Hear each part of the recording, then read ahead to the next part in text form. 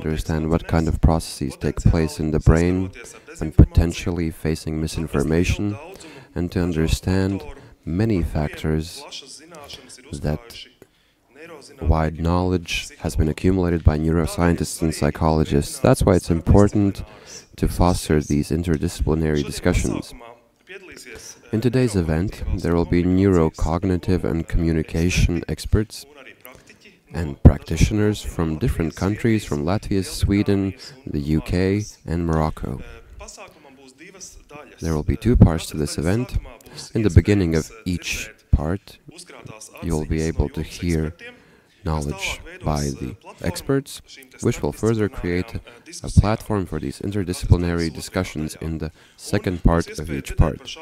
And you will hear such topics, so stories and experiences on using AI in the Nordic journalism education curriculum, on the role of artificial intelligence in information warfare, on the cognitive effects, on how our brains and psychology operate, on communities' role in media literacy, and in the discussion that will ensue after the presentations, where there will be experts and practitioners, we will discuss how to improve media literacy and cognitive aspects, and how to better use information by the consumers. Kaspars Rūklis will be moderating these discussions and the conference, who is a representative of IREX, and that is yours truly. And I hope that Guntas Log has found her way to Valmiera, representing the Baltic Media Excellency Center. And I have to add that it is organized by the Vidzeme University of Applied Sciences and the UNESCO Latvian Commission and the Foreign Affairs Ministry of Latvia. We can see that local speakers from Valmiera and Latvia are going to speak today, but international speakers as well, both here in person and online. That's why interpretation into English and Latvian will be available. That's the introduction. But to open the event, I would like to give the floor to three people. The first speaker will be Doctor of Communication Augsne Tavai, the Rector, Associate Professor and Lead Researcher of Vidzeme University of Applied Sciences. Augsne, the floor is yours. Thank you, Kaspars. Honorable Ambassador, Honorable Deputy Director General of UNESCO, friends, colleagues, and like-minded people all over the world and in Latvia, welcome to Vidzeme University of Applied Sciences in Latvia. And I'm very honored to have you here in this conversation laboratory on media literacy in the AI age. We see that digital media is much more interesting, but at the same time challenging to consume, and nobody is surprised by finding out that the digital media environment is full of opportunities but full of risks at the same time. And that is part of human rights, and in the education system and society we need to enforce the autonomy of each media consumer and their opportunity to use different media and to create this media and disseminate it as well. And in the name of today's event, a very important aspect is enclosed, and that is common in all conversations on future scenarios, and that is AI technology. And following news on the development of these technologies, I'm not sure how intelligent this intelligence is, but of course, it will be as smart as the creators of this AI will be. But it is clear that AI is already a very powerful tool in the hands of any content creator. But of course, the goals and objectives and usages differ. And now we come to the story. What happens to this content when it gets to the end user? So that's why I would even put a bigger stress in this opening speech to a different aspect, something that is not artificial. We could actually say the opposite, something completely natural, which is the human brain. It's an organ which consumes the most food, needs most sleep, and faces a lot of challenges to be in shape. But in this knowledge base we have on the brain operation, we see something interesting. And this experience I have as a researcher in communication, by working in 7 years on these media literacy questions, I see that when consuming information, the brain is not always our best friend.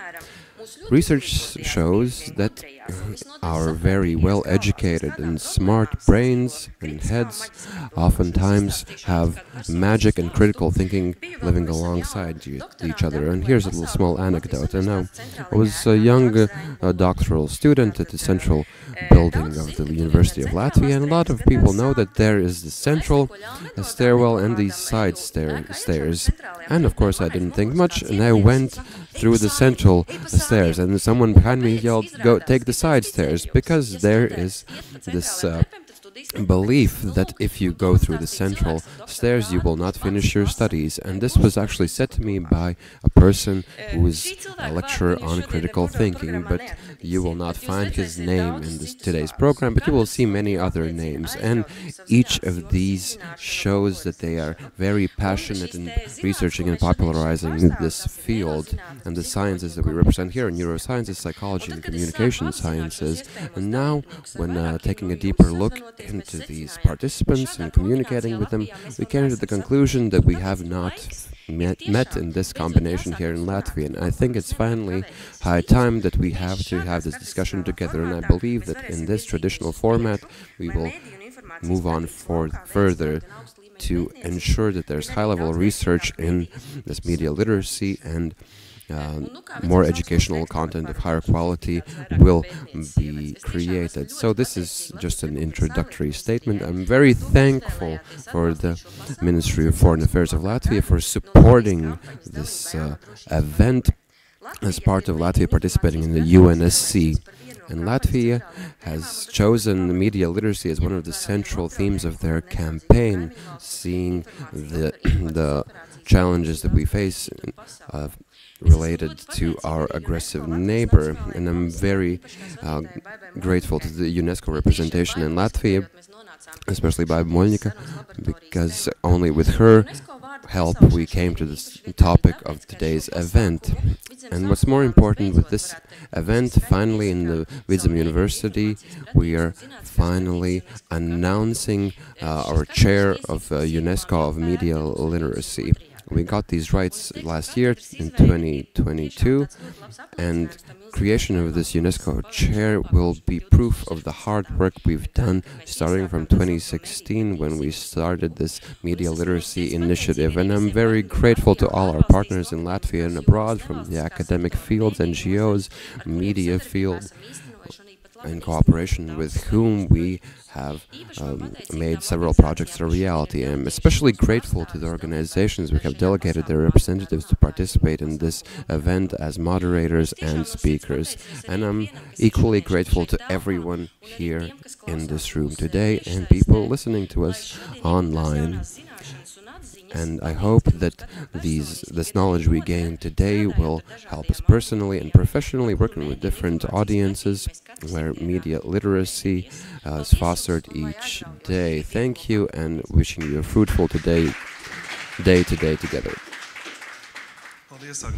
Thank you, Agnes. I'll have you a story about the stairs later on, but next I would like to give the floor to Andrejs Pildagovich, representing the Ministry of Foreign Affairs. He is the Ambassador of Large Global and Multilateral Affairs and Special Envoy for Latvia's UNSC candidacy 2026-2027. The floor is yours. Hello, ladies and gentlemen. Thank you, Kaspars. First of all, I would like to thank Valmirians, Augsne Tavai, for being such a great host, and thank you to Baiba Moļņika from the National UNESCO Committee on Cooperation, and to everyone present for being interested. I hope that in today's blizzard we will have a good brainstorm as well on topical questions for both Latvia and Europe, and I would actually say the whole world as well. I would like to maybe start with a small digression that, of course, media literacy is very well upkept topic here in Latvia. Since regaining independence, we have been living in constant misinformation campaigns from harmful forces in the east. In Russia, we're used to it, and several think tanks have been created, and NATO Stratcom Center is operating here, which we cooperate with a lot. But of course, this topic has each country has the context for this topic. And there are differences, but there are several questions where countries that think alike have common interests, common contacts, interactions, and especially in the past 5-6 years, this international cooperation has been especially intense. Our colleagues at UNESCO have been working on this. A lot has been done there, and I will not be repeating this again.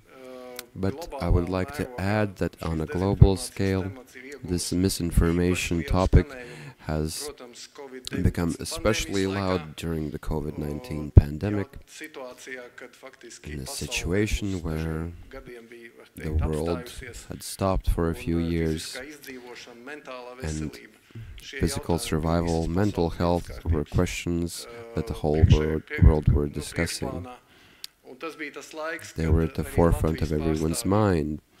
And this was the time that Latvian representatives used the knowledge that and experience Latvia has gained and made this one of the top topics of our work.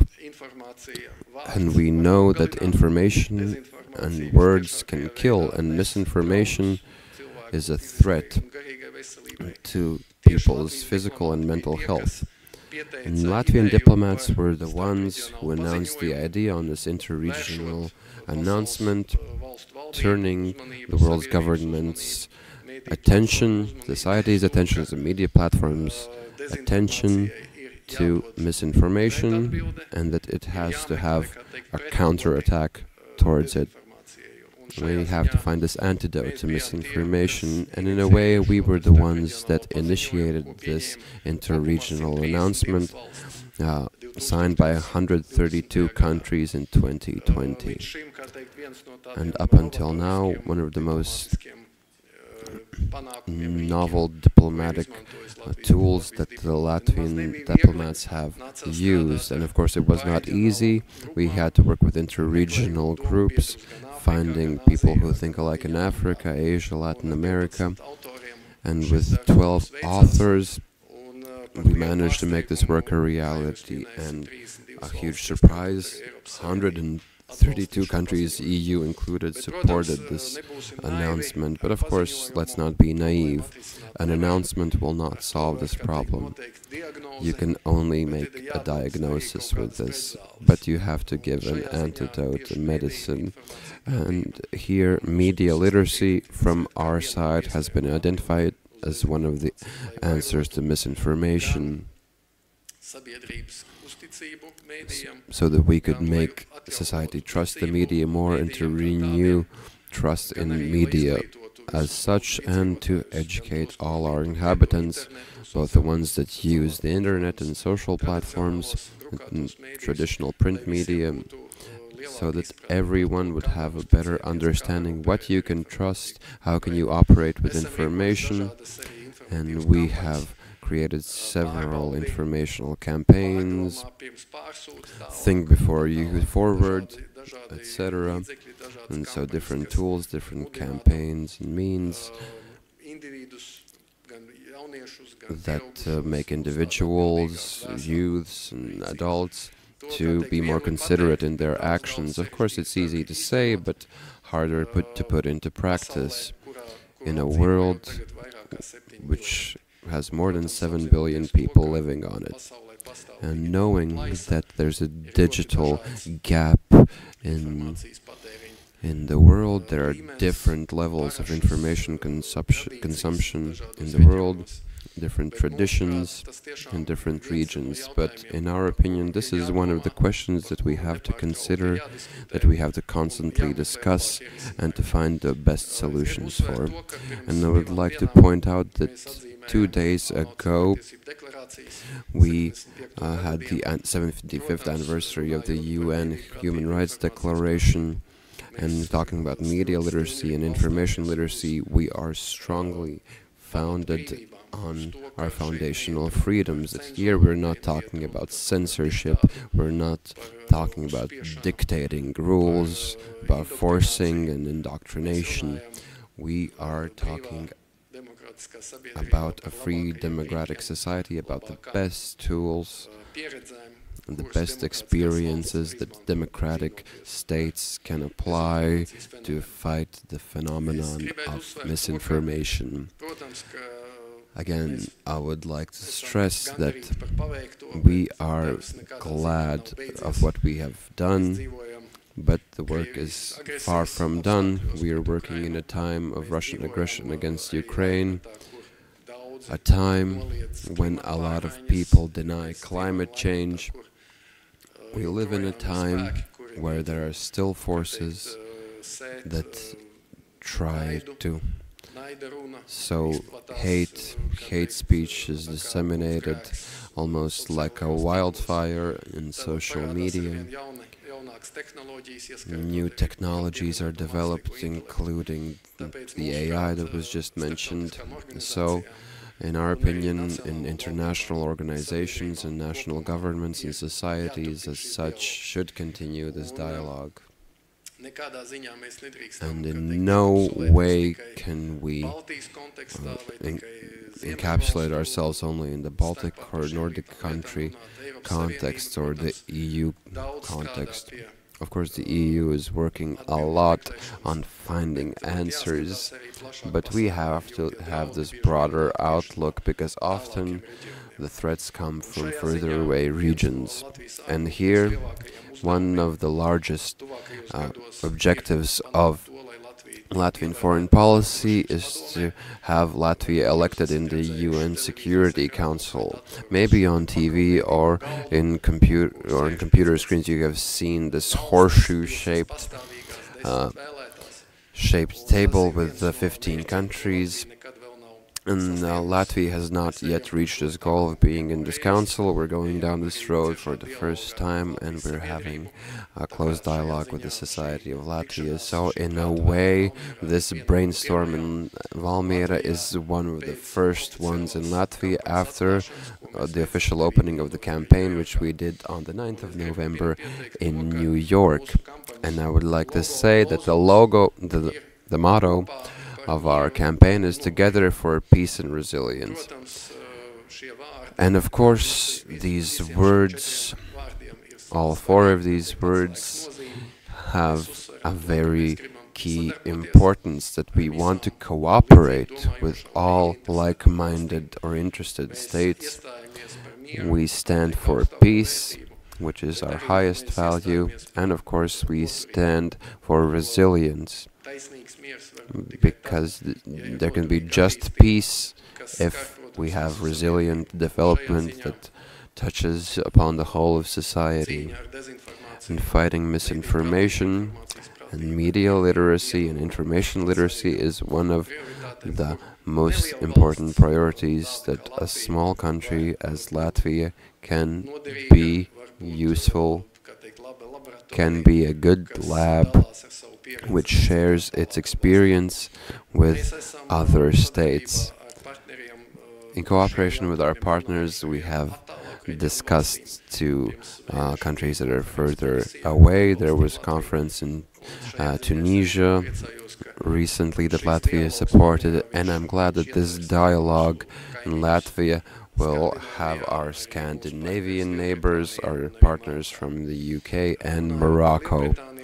And speaking on the UK, I would like to add that the UK, during their presidency at the UNSC, for the first time in the history of the UNSC, had a debate for the first time on the opportunities and potential risks of AI.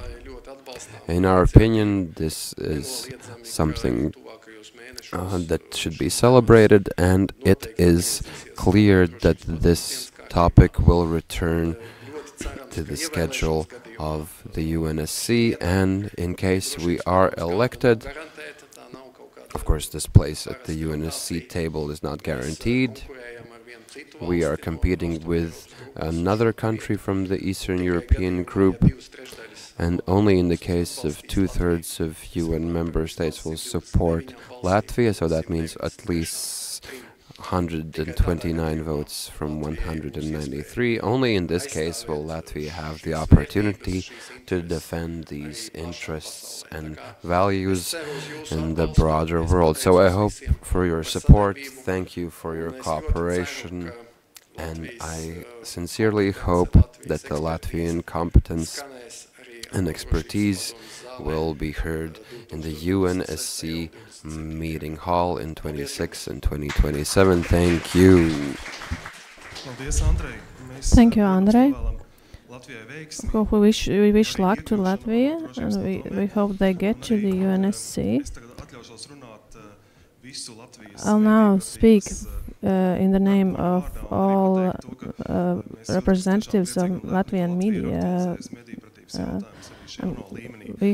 It is very, it can be congratulated that this topic has been made topical in this context. For the video speech, I will give a word to Vidzemes. He represents UNESCO. He is an Assistant Director General for Communication and Information. I am pleased to address this multidisciplinary seminar and express my gratitude to the Latvian National Commission for UNESCO and the Ministry of Foreign Affairs for extending this invitation. Also, I would like to congratulate the Vidzeme University of Applied Sciences on the launch of the UNESCO Chair on Media and Information Literacy and Scientific Literacy. The need for immediate policy changes to promote media and information literacy for all continues to grow. The most recent rationale is the need to empower citizens to critically engage with generative artificial intelligence. While generative AI holds a potential for positive impact, it also has the capacity to reinforce biases, disseminate false information, and be used for manipulation and control. It is therefore critical to revisit and reflect on the neurocognitive and social interaction dimensions of media and information literacy. My intentional use of the term revisit underscores the interdisciplinary nature of media and information literacy. Amael was born from behavioral psychology, cognitive science, and communication and information sciences, with digital transformation steadily adding a new layer. Let me briefly highlight 3 key points of the UNESCO perspective on media and information literacy. Firstly, UNESCO has always positioned media and information literacy as both a means and an end in teaching and learning. It goes beyond being merely a subject area and empowers individuals to understand how they acquire knowledge, an awareness known as metacognition. Secondly, UNESCO acknowledges the inherent connection between critical thinking processes and emotions. Recognizing that people's decisions are occasionally influenced by emotions without their awareness, UNESCO has developed resources and training courses that link MIL with social and emotional competencies. I encourage you to explore our MIL massive open online courses launched in collaboration with the UNESCO Mahatma Gandhi Institute of Education for Peace and Sustainable Development. The third point centers on how AI facilitates distributed and augmented knowledge processing. As individuals engage with and assess information, they do so both individually and collectively, increasingly mediated by embedded generative AI systems. To effectively navigate this landscape, people need media and information literacy competencies, fostering awareness of their human agency and autonomy over information, decision-making, equality, and general freedoms. In response to this, UNESCO is set to launch the policy brief entitled user empowerment through media and information literacy responses to generative AI. We'll be announcing the latest on this publication through the UNESCO website. As we reflect on the evolving landscape of MIL in the context of generative AI, it is evident that immediate policy changes are imperative. I anticipate the valuable discussions and recommendations that will stem from this seminar and eagerly wait for the forthcoming insights that will contribute to shaping policies that promote media and information literacy in the age of generative AI. Thank you for your attention.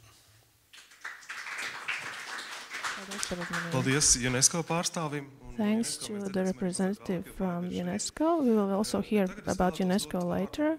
But now I would like to give word to the first presenter. The first presentation will be from Mārit Jākola. She is Associate Professor and Co-Director from Nordicom. And she is also Associate Professor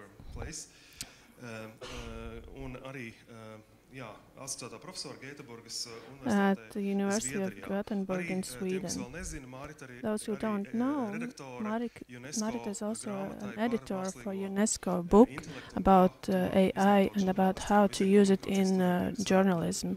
It might be interesting for all students who study journalism. And the name is Artificial Intelligence in the Nordic Journalism Education Curriculum. Welcome, Mārit. Thank you very much. Thank you for the kind invitation. It's always great to come to Latvia.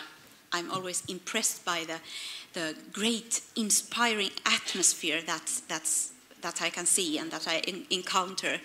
And there are many colleagues promoting MIL in the Baltic countries. Keep up the good work. I said, I'm co-director of Nordicom, which is a center for Nordic media research at the University of Gothenburg in Sweden. We are working in all the Nordic countries and following the development of media, freedom of speech, and not the least, media and information literacy. And one of the most recent questions, acute questions that have come up, not the least because of the emergence of the generative AI, is the whole issue of artificial intelligence. How to conceptualize it, how to understand it, how to put it into use in different pedagogical contexts. And I thought of giving a brief outlook on the educational aspects, a very general approach to the competencies we need to encounter this quite new phenomenon. I will be talking about this issue in the context of journalism education, but I realize that you come from many contexts, and I think there is a lot in common across different educational contexts. Journalism education is a professional study program at many universities, but there are also the things that the different study programs share in common when it comes to our relationship to AI. They are basically the same. And what I also want to say is that there are not that much new things actually, even if we could easily come up with many fancy things that AI can do for us. The discussion is very important to have right now, because right now we are encountering quite high hopes, but also major fears concerning the development of AI. Only this year, a group of international tech leaders came up with an open letter to the developers of AI and called for a pause in the AI development. And as we know from popular science fiction, the narratives revolving around AI are pretty much about computers taking over, and we are reaching the singularity quite soon, and what happens then, and we don't want robots to damage the humanity, but maybe that happens, and so on. So there is also a lot of emotional discourse and emotions, affects invested in our talk about AI that needs to be encountered from a pedagogical perspective. Maybe the things we can share, or that we share in common if we are doing some kind of a MIL promotion or promotional work, pedagogical work within the field of MIL, are these three different literacy areas. If we start from the right corner, the general AI literacy. Society, all citizens should know what AI actually is about. It's not an easy task for us to do, because to raise the awareness, because basically there are many concepts that are quite abstract related to AI, and we should also avoid too narrow understandings, AI just being ChatGPT, GTP or something. It's broader, it's deeper, and more difficult to capture. But the general AI literacy is something that covers us all. Then at the universities and university colleges, it's quite important to teach academic literacy, which has to do with learning and teaching both. How to harness our AI in processes of learning. Here, we teachers and MIL promoters are also learners, because no one can keep oneself updated when the development is very, very quick right now.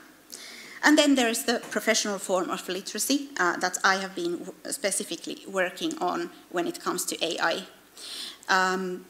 The Nordic context, there are about 22 or 25 academic journalism education institutions in the Nordic countries right now.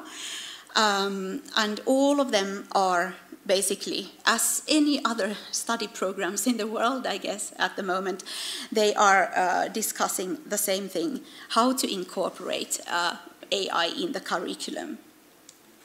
I went through all the journalism education curricula in the Nordics at this moment, and I managed to find one single course that was focusing on AI within the journalism education. In our database that collects all study programs in the Nordic countries, bachelor, master's, and doctoral programs, there were 10 study programs focusing solely on the AI, and none of them was from the social science perspective. It was pretty much about computer sciences, of course. But I think, and this particular course that I found at the University of Jyväskylä in Finland was pretty descriptive, approaching AI from the perspective of understanding and analyzing it, not producing it. But the generative AI, of course, provides us with a very fruitful, creative opportunity to produce things and to try out what works out and what we could do with the AI. And I guess that's the direction. More and more modules and assignments related to the production and experimenting with the AI are incorporated in the curriculum in future, because we need to gain so-called tacit knowledge about the technologies. It is not enough just to understand that something is constructed with the help of AI, but it's also important to know how to do it by ourselves, because these technologies are finally user-friendly, easy to use, and accessible to all. Recently, I edited a UNESCO handbook for journalism educators about the uses of AI.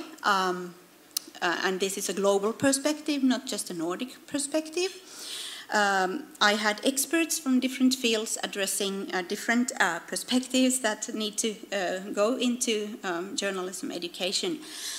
When we started this project a couple of years ago, it was really hard to find these experts who would have the understanding about the technologies, AI, also education, educational practices, pedagogical policies, and also understanding about the specific field of journalism education. But now, suddenly, when OpenAI released the first widely accessible conversational AI, the ChatGPT, it suddenly became everyone's issue. So now the general AI awareness is something totally different than those days we started this book project. And it's quite amazing that the development has gone so quickly. This situation actually reminds me of the internet as well, when we are talking about how to approach AI. When the internet came, internet was also a disruptive technology. It affected us as much as the electricity and as AI will affect us. It's changing all sectors of society in a profound way. And the discussions within journalism education when it came to internet was to incorporate a single course on the internet into the journalism curriculum. But gradually journalism educators realized that that's not the case. Internet needs to be everywhere. And I think that's also the case when it comes to the AI. In the book, we basically divide the issue of AI into two parts. Only a couple of chapters in the book deal with AI in journalism.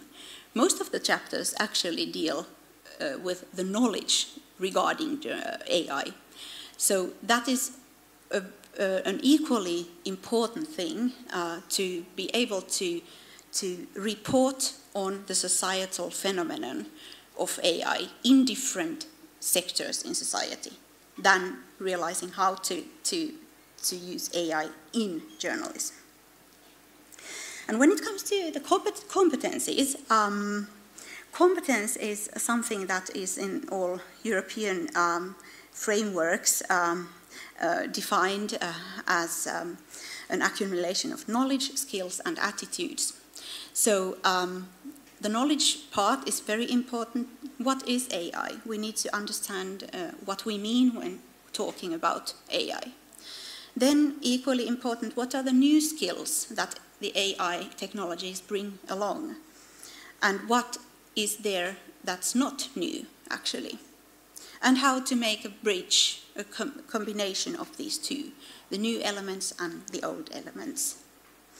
And perhaps there, when it comes to skills, one of the new skills that we need to master are the prompting skills, how to communicate with machines. And the attitudes. As male promotion in general, AI promotion, AI education is much about work with attitudes.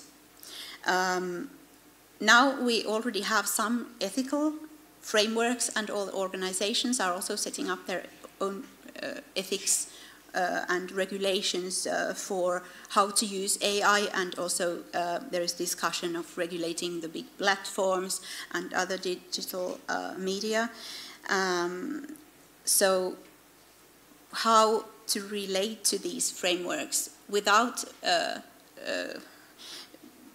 regarding them as too restrictive, because as said, there is also great creative opportunity in the AI. How to make a balance in attitudes. Okay, for those who are wondering what is AI, I won't go very deep into this, but generally we can say that there is no clear definition or a shared definition of AI or AI technologies, at least if you compare it with media and information literacy, that has quite a clear definition. But AI, of course, the origins of the term trace back to 1956, when John McCarthy, an assistant professor at Dartmouth University, held a workshop with experts mainly from cybernetics and computer science and introduced the term. And it was introduced as a term for technologies that can do some things, conduct assignments that are usually reserved for us humans. But the idea is that AI can take over, at least partly, and in some sectors. And they can also learn, that they can enhance their activities, they can be better. So these are basically the dimensions of AI everyone needs to know. And when it comes to what I also wanted to say is that AI is a category for different techniques, methods, tasks of computers or machines or computer systems, so that there are many different concepts such as deep learning, machine learning, computer vision, neural networks that you might need to take a look at before capturing the whole the concept in its entity. But then if we look at AI in relation to journalism, we can say that AI makes the journalistic work more efficient. In a report by Knight Foundation 2021, it becomes very evident that AI can free the journalist from simple monotonous tasks and let him or her focus on more demanding tasks. So the human function remains. And AI can also make the journalistic content, or if you are working as a communicator or in any other communicative tasks, more diverse. It can be the content can become more appealing, more engaging, because we can find new forms of presentation, new forms of access to sources, more efficient ways of producing, for example, visual or audio visual or audio material. So we can also make use of recommendation systems and let audiences discover new content in better ways. What still remains is the importance of the human input. Journalism is still journalism, and we need to teach that aspect as well. Instead, what we need to put into the existing study program is the reflections on individuals' relationship to technology or different technologies. It's like the AI which can be incorporated in different hardware or existing technologies, or it can also be a separate non-human actor called an intelligent agent. We need to deal with the fact that we are in conversation and collaboration with non-human actors, and this interplay produces the final product, and those who are receiving the product also need to know about the non-human actors' input. So, but instead of taking these intelligent agents as human agents or some agents that could be equal to humans, there is a tendency of humanizing or anthropomorphizing these intelligent agents. We call the chatbox, for example, chatbots Charlie or Liza or whatever. We need to keep in mind that there are still responsive and self-developing machines. We might not be in total control of what they do, but we can still influence them, instruct them, and we need to be the strategists who say what to do. So when I have been talking to journalism educators, they think that these are the questions. What is in there for journalism? And one important aspect in this respect is to know how newsrooms have or reacted on AI so far. And we can see that all the major, if we take BBC, AP, The Guardian, newsrooms have come up with different regulations and recommendations for journalists how to use AI in their work, but there are some fundamental principles in journalism education that are important to keep in mind. We think that journalism education should always follow the industry, yes, but it's not just about socializing students into an existing industry. We should know also, as academics and employees at the university, be one step ahead and try to experiment with these technologies and find ways how to potentially use the technologies, regardless of the restrictions that newsrooms always encounter, because they are thinking about money and what's worth of doing economically.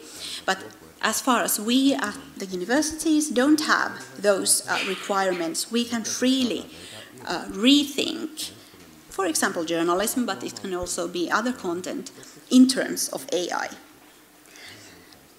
While rethinking, we should also think of what we already have. We talk about, in journalism education, about X-journalism, which means that there are many types of journalism. There's online data, immersive journalism, computer-assisted journalism, and so on. So there are many genres or forms of journalism already dealing with these questions. So it doesn't have to be a new element that is introduced. And there is also pedagogically, and this also applies to other disciplines, there are many ways of teaching that suit very well into the ideas of AI. For example, the learning by doing method is a very good thing, because to reflect and build the individual's relationship to the AI technologies. Perhaps, as said, the one new thing that needs to be learned, also we as teachers and promoters, is when it comes to generative and conversational AI, the prompting skills. The way to craft effective instructions to AI, to ask it to provide specific information. And there, when we are giving our instructions, it's also a good opportunity to reflect on the biases that come out of the machine learning, because if you give a prompt of a good-looking man, you quite easily get a Western, young-minded looking like actor or a bestseller author man as there. This was done with the Playground AI, an app called that. Or ugly man, it's an old, monstrous, bald-headed, having some racial traits. AI productions, presentations are always taking what is out there, and there are many sexist, racist, discriminatory biases that need to be detected. And it's also good to know about them. Luckily, there are many resources. I think this is a matter of self-study when it comes to us practitioners and also including academics, that we need to master the new technologies. The ever first MOOC, Massive Online Open Course, was established by Helsinki University. It's called Elements of AI, and it's a very good start. But there are also, when it comes to journalism education, many journalism actors are currently creating MOOCs that can be discovered, for example, on the MOOC platforms Coursera and so on. So it's about collegial learning and collaborative learning between practitioners. That's also a creative opportunity. In sum, the challenges for journalism educators, as I present in the AI handbook for UNESCO, include these. We have a conceptual challenge to try to understand what AI is. We have a discursive challenge. We need to understand the public debates around AI and try to find a balance between the computers are taking over and the creative possibilities, celebrating them. We have the competence challenge, and we have also a public educational challenge. Journalists are also public educators, so we need to teach future journalists to become AI promoters or AI educators in a way, and I think this very clearly applies to librarians or any other practitioners in pedagogical occupations. And we have at the universities we have the didactic challenge how to put this into the educational practice as well. More and more literature is coming up on this topic, so I guess also in terms of the different disciplines and different contexts. So far it has been quite general when it comes to the social and educational dimensions of AI uses. Paldies.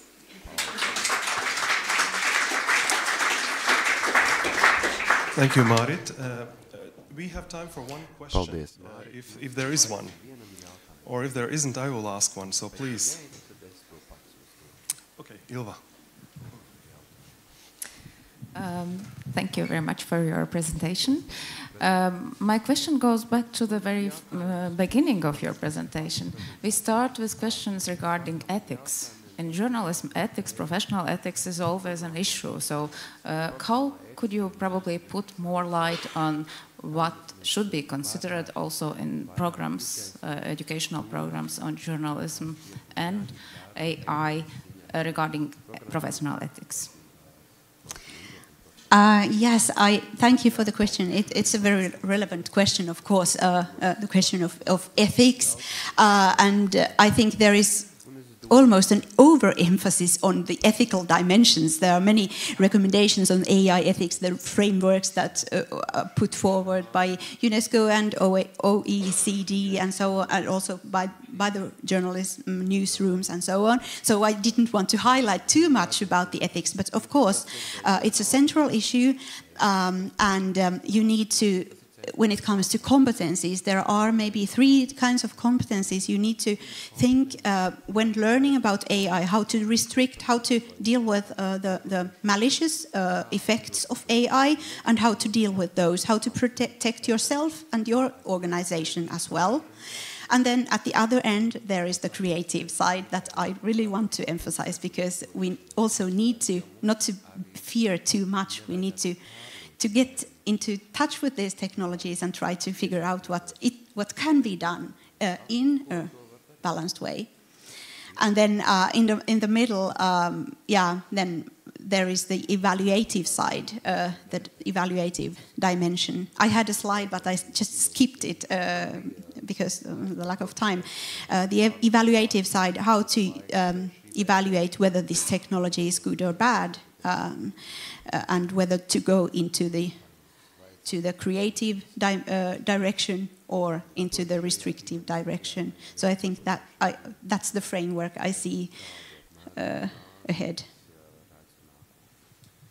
Thank you very much, Marit. And I have to tell you that I'm a very big fan of the UNESCO manual. I've been reading it. And for those of you who also maybe are not sure whether to read it or not, Marit really uses some exciting examples. For example, she uses a phrase from the very famous British comedy show called Little Britain, Computer Says No. If you have seen it, you will understand what I'm talking about. If not, please look at the manual. Thank you very much. Okay, one more short question. Very short question. Thank you so much for presentation.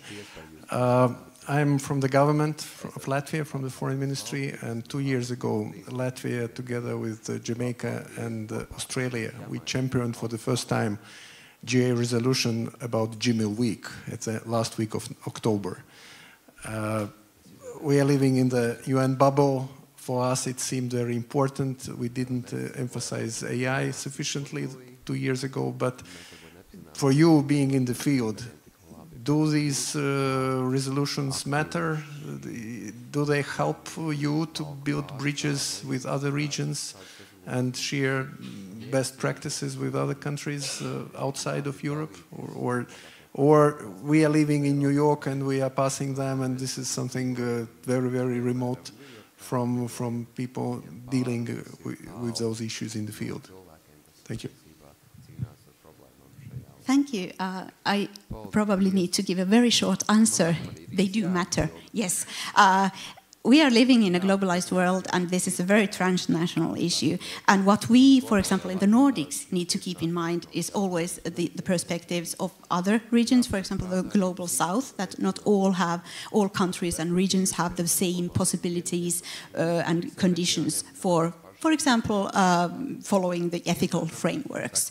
And we have very different conditions, actually, when it comes to doing using these technologies, and we can learn from each other. And that's also the point of UNESCO, that we have these transnational, truly global fora where we can exchange issues and help each other to deal with this issue. Because information, it flows across continents, truly globally. Thank you very much. And of course, you can also exchange during the breaks and afterwards. We have the whole day here. And next I will give the floor to Gundars Bergmanis-Korāts, who is a representative of NATO Stratcom Center. In his presentation, the role of artificial intelligence in information warfare, information perception and cognitive effects.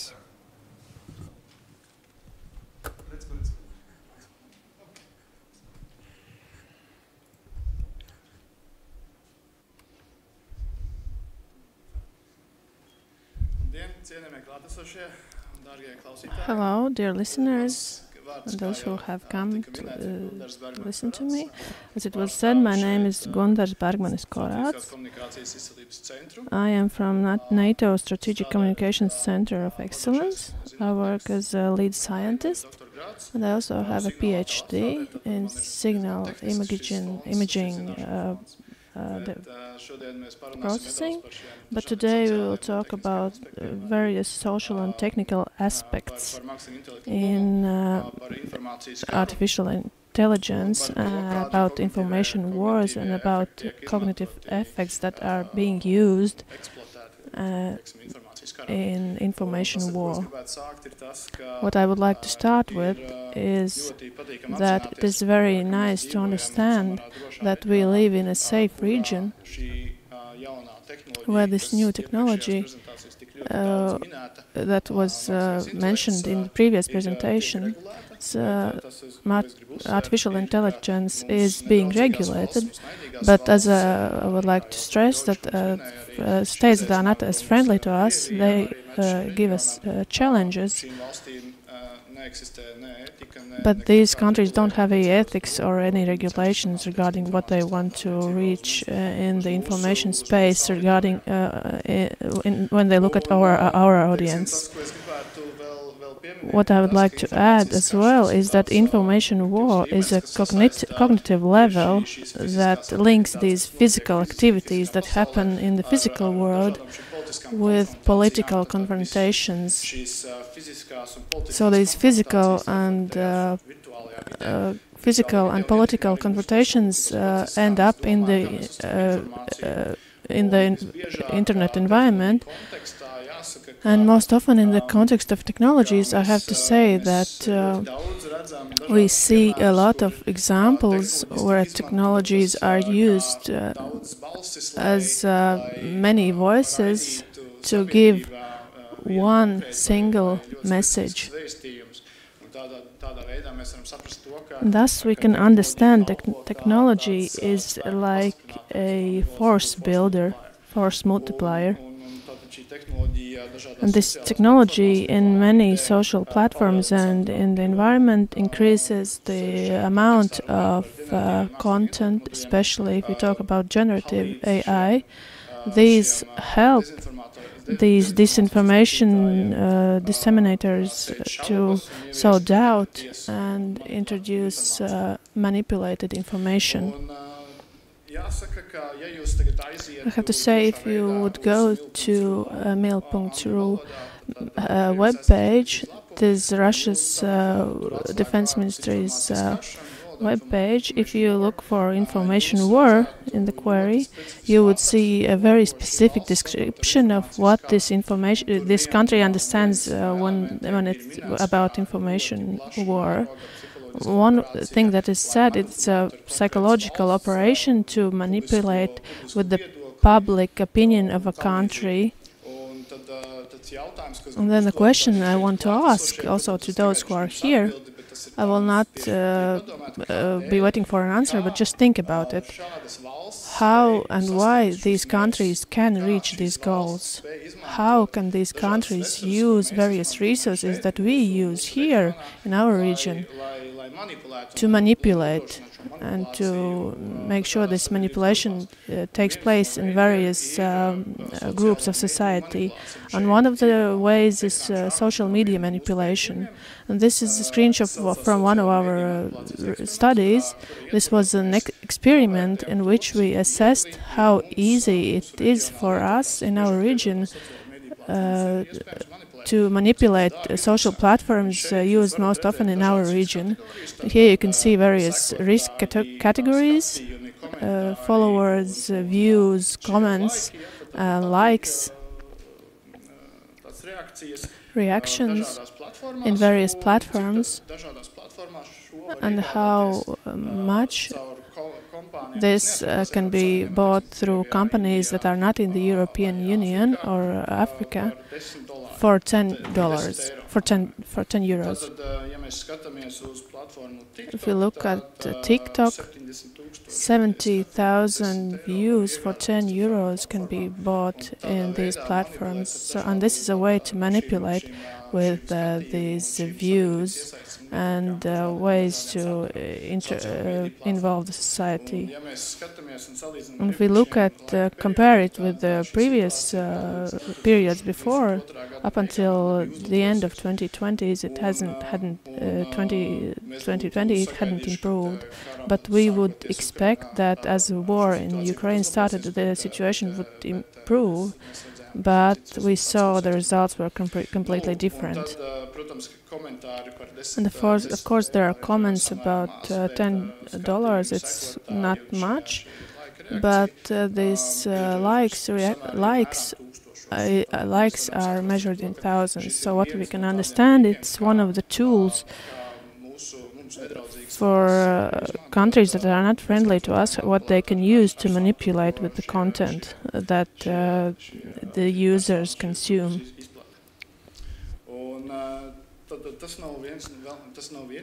It is not the only way. There is an additional way. If we look at the platform X, what I would like to underline is the platform X, as soon as Elon Musk overtook it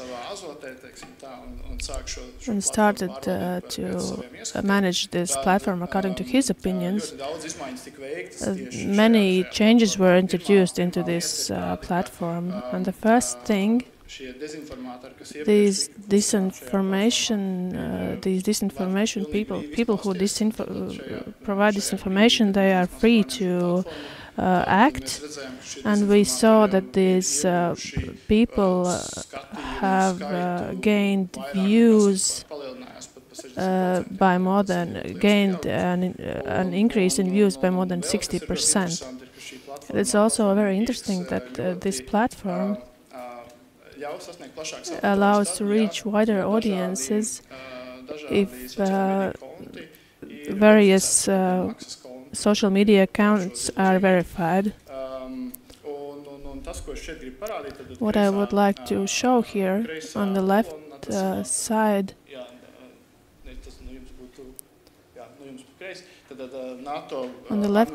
is NATO unverified and verified. This is an example with 118 accounts that spread information that propagates about Kremlin positive information. So the number of entries in X increases decreases when the account hasn't been verified. On the bottom, all those posts for those who the status is verified, you can see that these accounts malicious accounts use this opportunity to become verified to reach wider audiences, and it is widely used.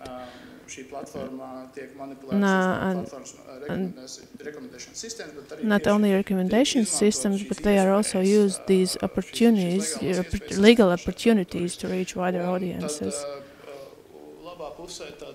And on the right side, again, these malicious accounts. Here you can see the number of posts on the platform X related to Israel. We can see that the focus changes in a certain period of time.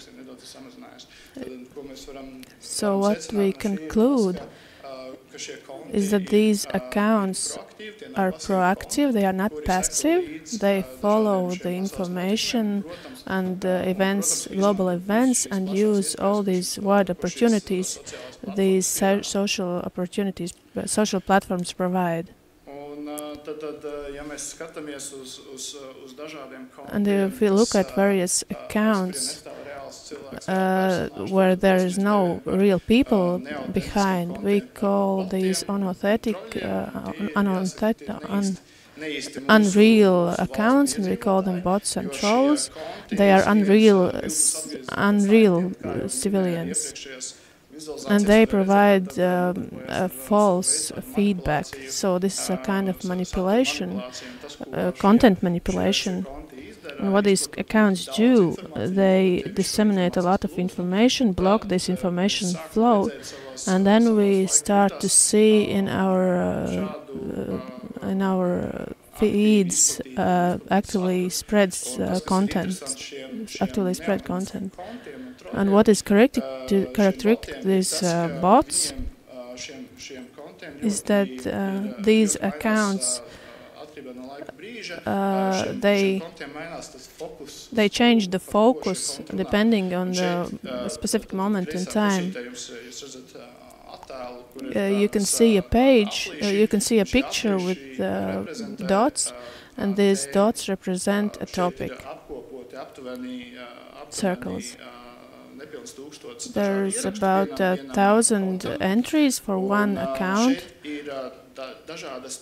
and these are various topics. This account is talking about the bigger the circle, the more they are talking about this topic. And if the circles are close to each other, it means the topics are related. And here we can see that there are many small topics that you can often see, I don't know, maybe Bitcoin or sports or animals. And then there are big topics, that is politics, Ukraine, China, USA, and so on. So it's a specific model of behavior.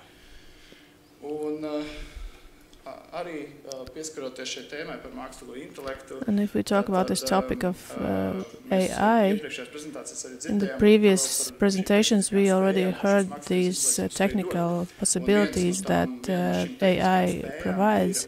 And one of these things is speed, how quickly we can generate a personalized content. We can generate in many languages. We can generate not only text but also pictures, sounds, and so on. And we live in a time when these models are becoming multimodal, which means that these models that OpenAI or Google are developing, they can understand the content, both the text and the images in the audio. And then these technical skills are used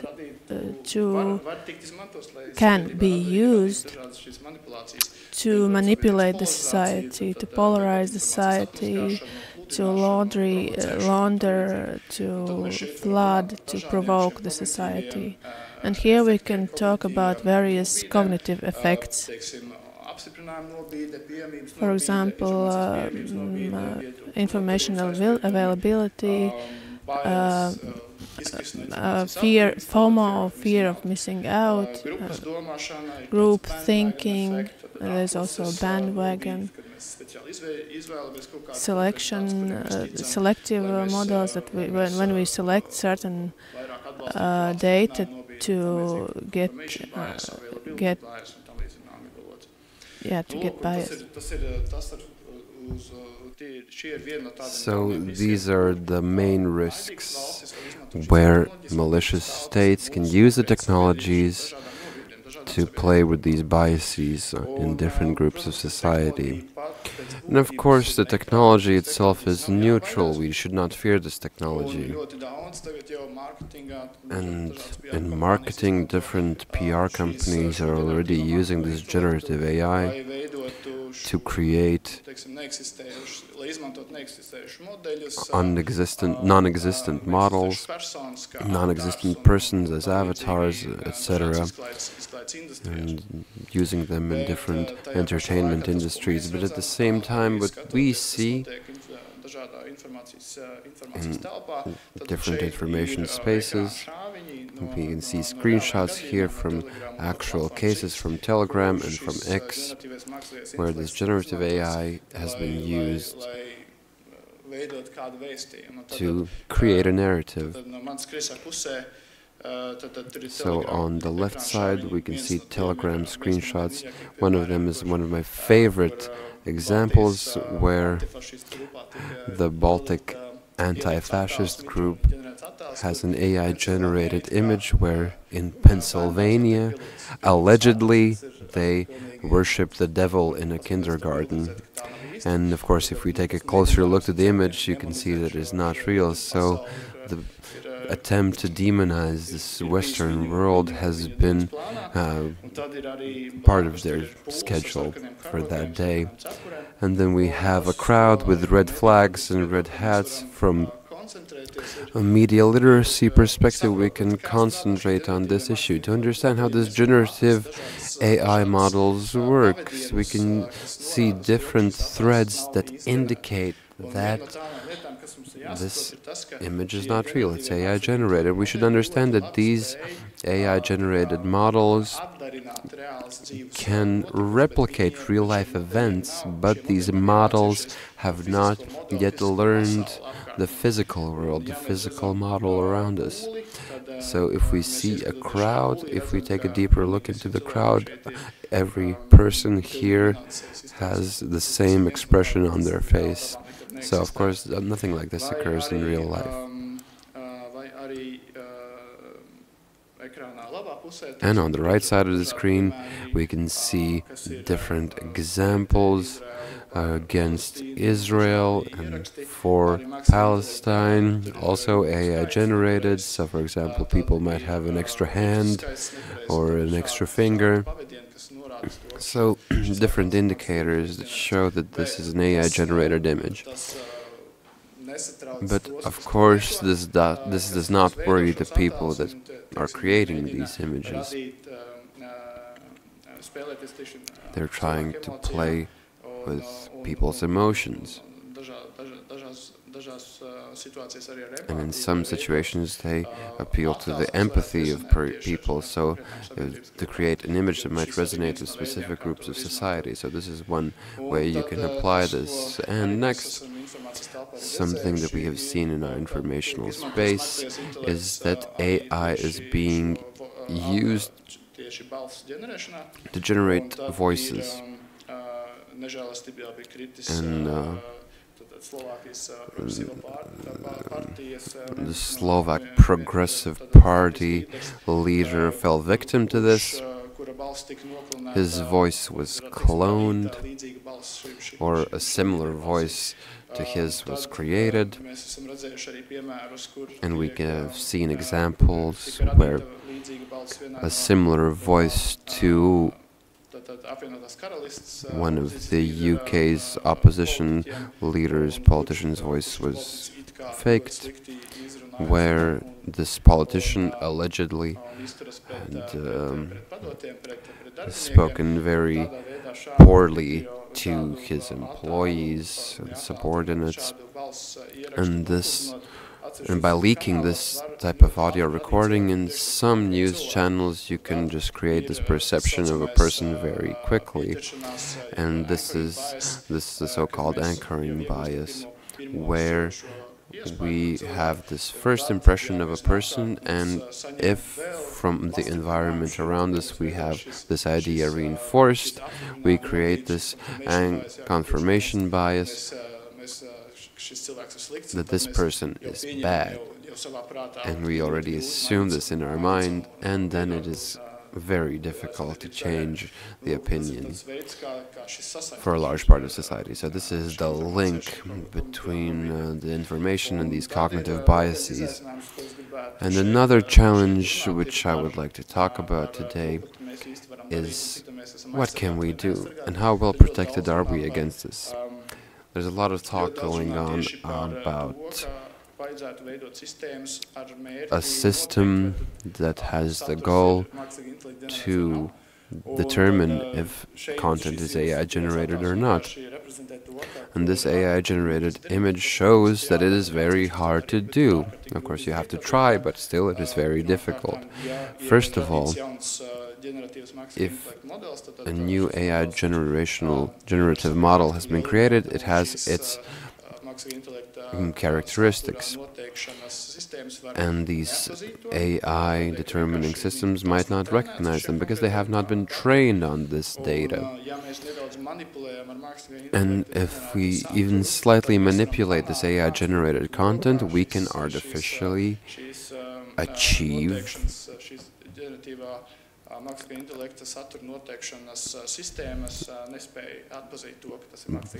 the state where the AI recognition tool cannot work. For example, we can stretch or skew the image, add some noise to it. You can play around with different settings and thus manipulate the capacity of these recognition tools. And the same goes for the text. For example, on Open Code, there's an example from a program that you can download on your desktop. It's GPT for All, and you can choose any Open Code models and do this prompt engineering, and you can create a malicious text or hate speech. So using Open Code,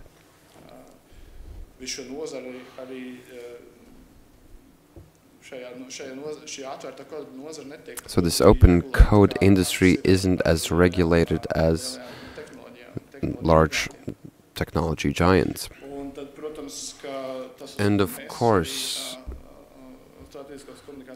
what we are looking at Stratcom COE is these AI technologies and how they are used, and we are actively testing engineering and data marking training in order to be able to more precisely do content analysis and follow these threatening countries' actions in the information space. So here are a few examples. These language models, how do they improve their work with data? So we can have a deeper content analysis. We can move from a simple sentimental analysis to a very advanced sentimental analysis. We can see if the specific content is negative just overall, but is it negative specifically towards a specific person, to a specific organization. We're very actively working on being able to follow threatening countries, threatening communication. So we can use these AI models to identify these different harmful narratives. So we can calculate how many of these threatening or harmful narratives appear in informational space. And last but not least, I want to mention this multimodality, which is one of the most recent cornerstones in the field of AI. So you can make these AI models describe very complex content images, for example, political memes. Here's an example by the GPT vision model. So what kind of description can you see when you prompt it for this specific image analysis? And I would like to finish my presentation by saying that media literacy and critical thinking are a very important part of active defense and protection. It is not enough to reinforce our geographical borders. We also have to reinforce media literacy and the information space, and only in this way can we defend and protect our country. So that's why I'm very glad to be here and see that there's great interest in this technology, and I hope that we will see a continuation to this event in the future. Thank you. Thank you, Gundar. If there are no questions to Gundars, maybe we can continue, because he will take part in the panel discussions later on. You can ask your questions afterwards. And the next question will take place on video. It's my conversation with Mārtiņš Priedols, a researcher and lecturer at the University of Latvia.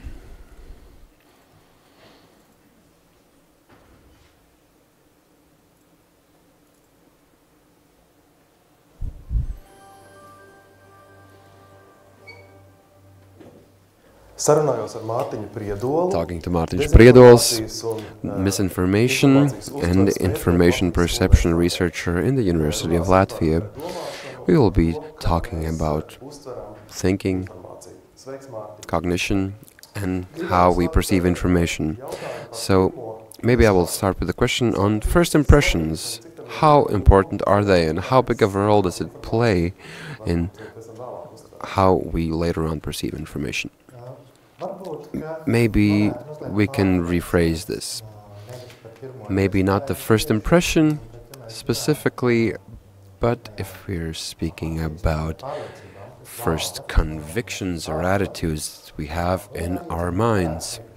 So in a way, we could say that this primary information can leave a big effect, but not as large as an illusory reality that we might have around us. So what does this mean? So this information that is repeated most often will seem to be more true than the information that we will hear just once or later on and such. But the main aspect that I would like to highlight is that this first impression and our own convictions are significant in how we perceive new information. Now that we have a lot of misinformation around us, a lot of people face this cognitive dissonance, where they contradict themselves. Is it true that the truth doesn't have such significance nowadays?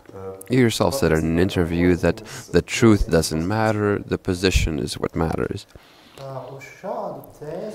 Well, such a thesis was brought about by certain politicians which have operated with information in interesting ways recently. And in Latvia, I think they mostly are perceived negatively. For example, Donald Trump or Vladimir Putin. And we've seen that they just say everything that comes to mind. And after that, they just take a look at what the audience likes. And it is true that people have this cognitive dissonance when they face information which does not meet their values. and how they operate when they face this information. So, and when these convictions or have convictions or in positions, if actually someone arrives to us with factual, argumented, logical information, if it is against our position that we have defined, to accept this is not only a question of the mind and cognition, but it's a question of our automatic reactions. So, in large part, it harms our ability to critically and wholly evaluate this information. And we are very well educated and we know of this critical thinking as a concept, but in a way, can we not accept other opinions that do not face our values? I really hope that we can, but what we can see from the studies, first of all, this critical thinking, this concept is being interpreted in various ways. Most often what people understand with this concept is critically face the information. It's often we do it, we are very rational, logical, we analyze it, but the problem is that it is very selective. At the moment when someone says something we like, it is fine, we accept it, we don't analyze it, we don't think whether it's based on facts or it's analyzed, but when someone says something that we don't like, that goes against our convictions and beliefs, then we look at all the facts, arguments, whether it's true, whether we can see it in the real life, whether there are any arguments that are against it. But unfortunately, the biggest problem here, if we look in general, or actually if we look deeper into critical thinking, one important aspect is using this skill in a non-selective way. However, what we see in the society, there is a motivated skepticism. So we have these skills, and we use them, but only when we find it comfortable.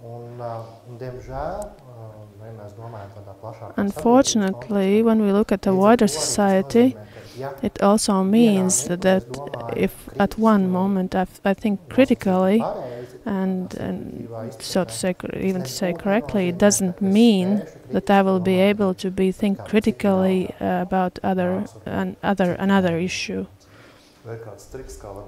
Is there any trick to make yourself think this way, to think more correctly or more objectively? One of the tricks that has been advised is to think slower. Think slower, don't make rash decisions, and don't believe in something blindly. One of classical problems that we have is that we often rely on intuitive judgments that come out easy, and we don't have to go very deep into it. It doesn't consume energy, doesn't take time. Why do it if it's already clear to us? We know the truth, what is actually happening in the world, and so on. So one of the points, big points to underline here is think slower and think equally, so to say. If we are able to critically look at what our opponents say, or the information that we don't want to agree with, we should also analyze the information that we agree with, or that we are familiar with, or that goes with our beliefs. And another aspect that is often missed in a wider context, we should recognize this misinformation or fake information, which is not always disinformation. But no one stresses how important it is to perceive and accept information that is based on facts, well argumented and true, but goes against our beliefs. And this is one aspect where each of us, including me, and any researcher, that we should motivate and facilitate. I've heard that sometimes this other opinion can sometimes even create physical pain, not only mental pain but also physical pain. Is it true, and what is it related with? Is it related to our emotions or speed or the desire to do everything quickly? Maybe I have over-exaggerated this physical pain. It's not really like a stab in the stomach. But if we talk about cognitive dissonance, it is a discomfort about us acting against our beliefs. And mostly people think, I would assume so, that mostly people assume that they are good. I am a good person, I have taken good decisions, I have good attitudes, so thus if I am good, my beliefs are also good. But if there is a moment where I do something that goes against my beliefs, for example, I accept information that goes against it, or where I understand that my beliefs are wrong. So this is where this physical aspect comes in. This discomfort increases if we have very strong beliefs. This is where this emotional part comes in, and that is why we often choose intuitive judgment instead of rational thinking. And to avoid this so-called pain or energy consumption that is probably necessary for something else, for perceiving new information, to analyze it,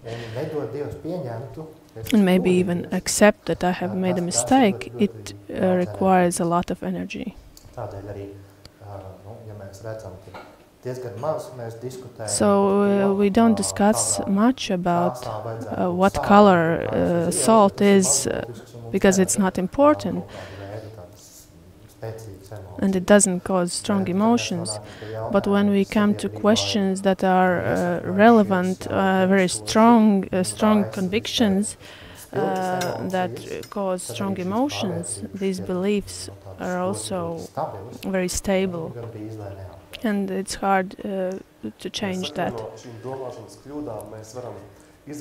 Can we avoid these thinking mistakes and by changing the point of view or naming things in different, finding new concepts, new words?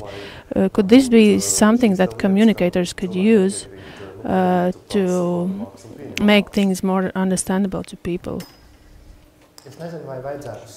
I don't know if we should find other names or concepts because if we want to convince a society about, I don't know, for example, healthy habits, we don't have to say that we don't base it on science, because unfortunately there are many a lot of skepticism in science too.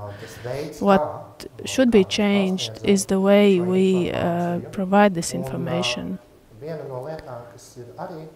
And one of the things that is also characteristic to people, we shouldn't convince with logic. Don't say, start thinking, think logically. How can you believe in this nonsense? It has the opposite effect. The person is not ready even to try to think about what you are saying. It works as a barrier instead. What should be done primarily If we want to talk to someone or convince them about something or some beliefs, we should understand the person. We should listen at first, both individually and in the context of a group or a bigger, a wider society. Understand what is the thing that worries them, how we can use their beliefs, their convictions, how we can reflect this issue in an easier way. It would be by asking questions, understanding their motivations, staying with their beliefs and understanding whether we are able to offer a good alternative. What to do to avoid fatal mistakes? What are the practical solutions to do better, to make sure the society accepts quality journalism?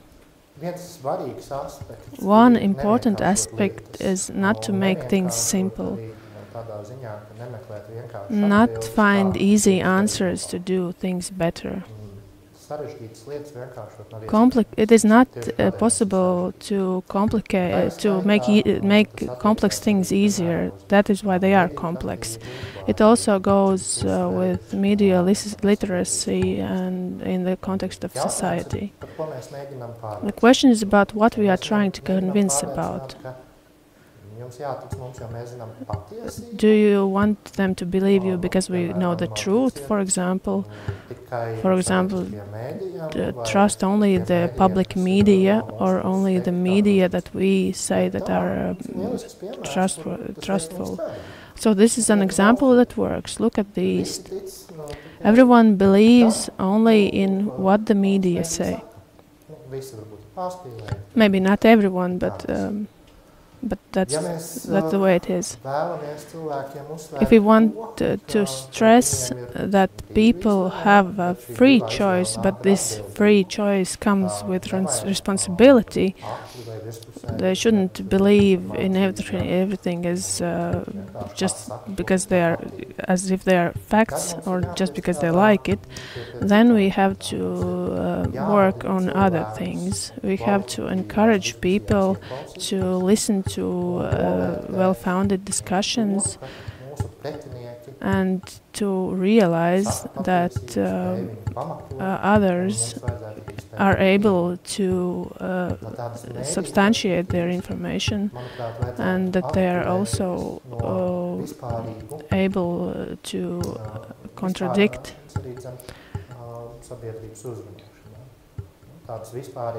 So things like these are really like general things. Don't disseminate, like for example, don't disseminate fake news. They promote this motivated skepticism, not to trust into something that goes against my beliefs. Instead of thinking critical or thinking based on facts, it doesn't make the society develop. For this to be able to do this, we need a lot more specific about using skills in every situation of life, not only when someone wants it. Thank you for the conversation. Also thanks to the representation of Valmiera and Riga for their nice welcome. Thank you for your patience. Hopefully this doesn't come with physical pain with everyone. Now we'll have a short break. You can have some coffee or water. See you at 14:43.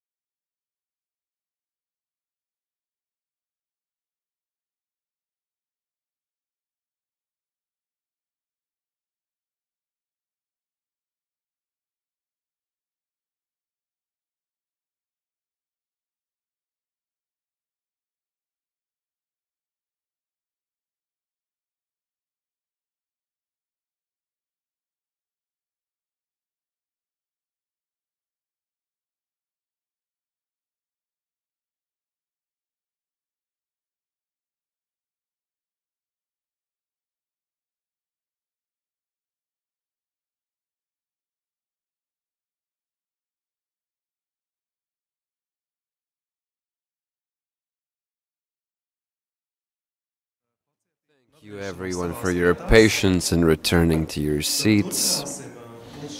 Let's continue today's event with the discussion Media Literacy and Cognitive Aspects in the Age of AI. That will be one of the two discussions, and now we will try to highlight how to better research and study this question in order to understand this question better. And in the first part of the conversation, we will have Ilvas Kult, Associate Professor at the Rīgas Tradiņš University, Jānis Buchholz, Associate Professor and Lead Researcher at Vidzeme University of Applied Sciences, Gundars Bergmans-Korās, that we already heard today, who is a Principal Scientist, Cybersecurity and AI Technology Researcher at the NATO Stratcom Center.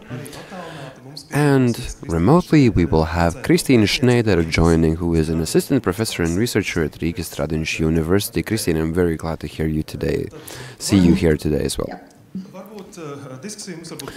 We will have a free discussion, so everyone can speak when they have something to say, but I would like to start with the question on cognitive dissonance.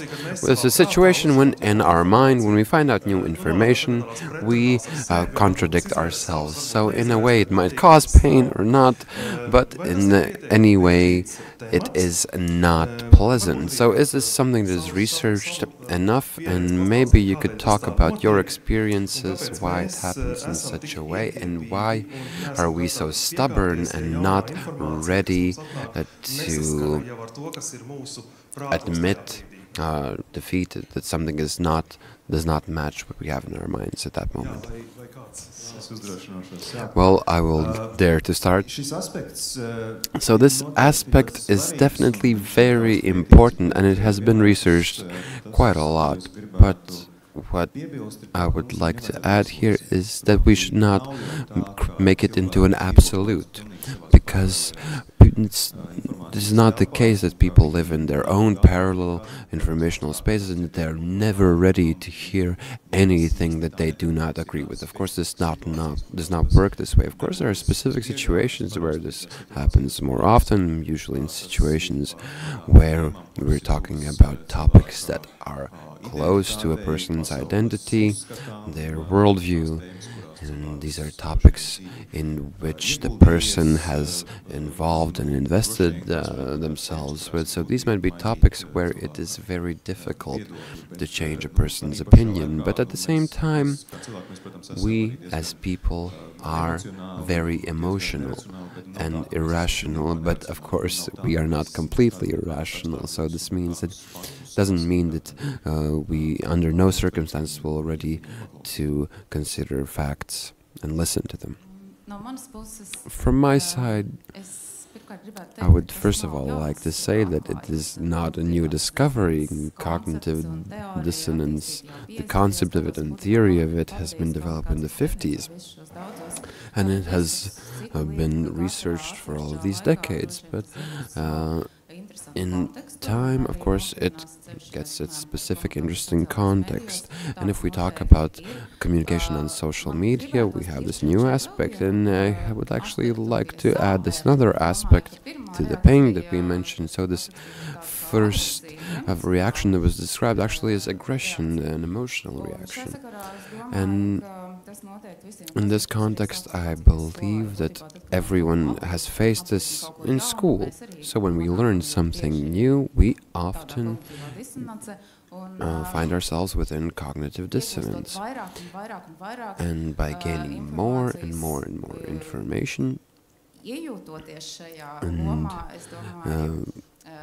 taking on this role, that's actually how the learning process goes.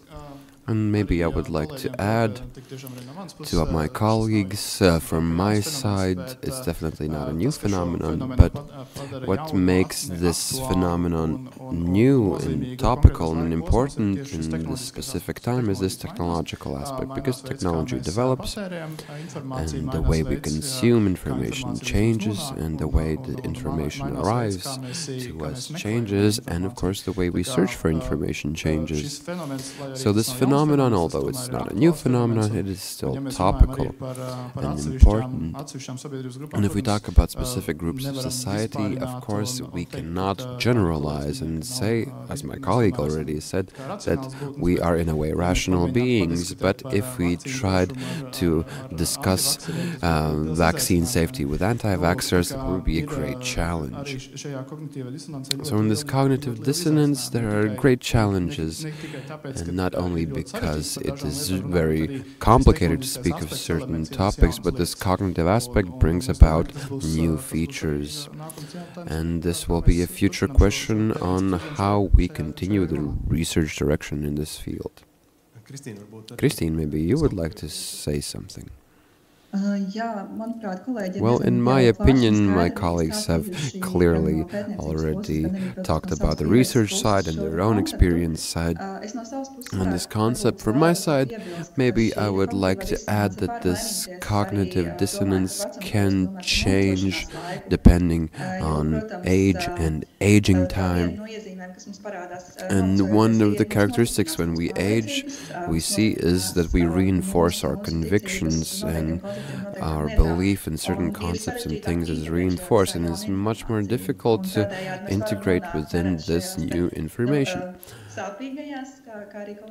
And of course we can get in these sometimes painful, as my colleagues mentioned, contradictions. So our convictions contradict what we see anew. So Christine, maybe could you reveal these age ranges? From what age to which age, and is it really impossible for senior citizens to change their convictions? Well, of course, that's not what I'm trying to say.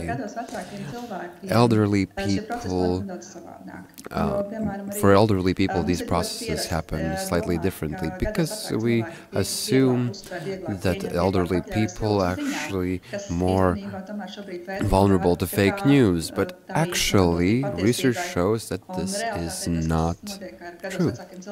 What happens to elderly people is maybe their flexibility of information consumption slows down, but what's added here is a larger amount of information which remains in our minds. It's broader knowledge. So these convictions oftentimes are rooted in what we know about the world, and receiving new information,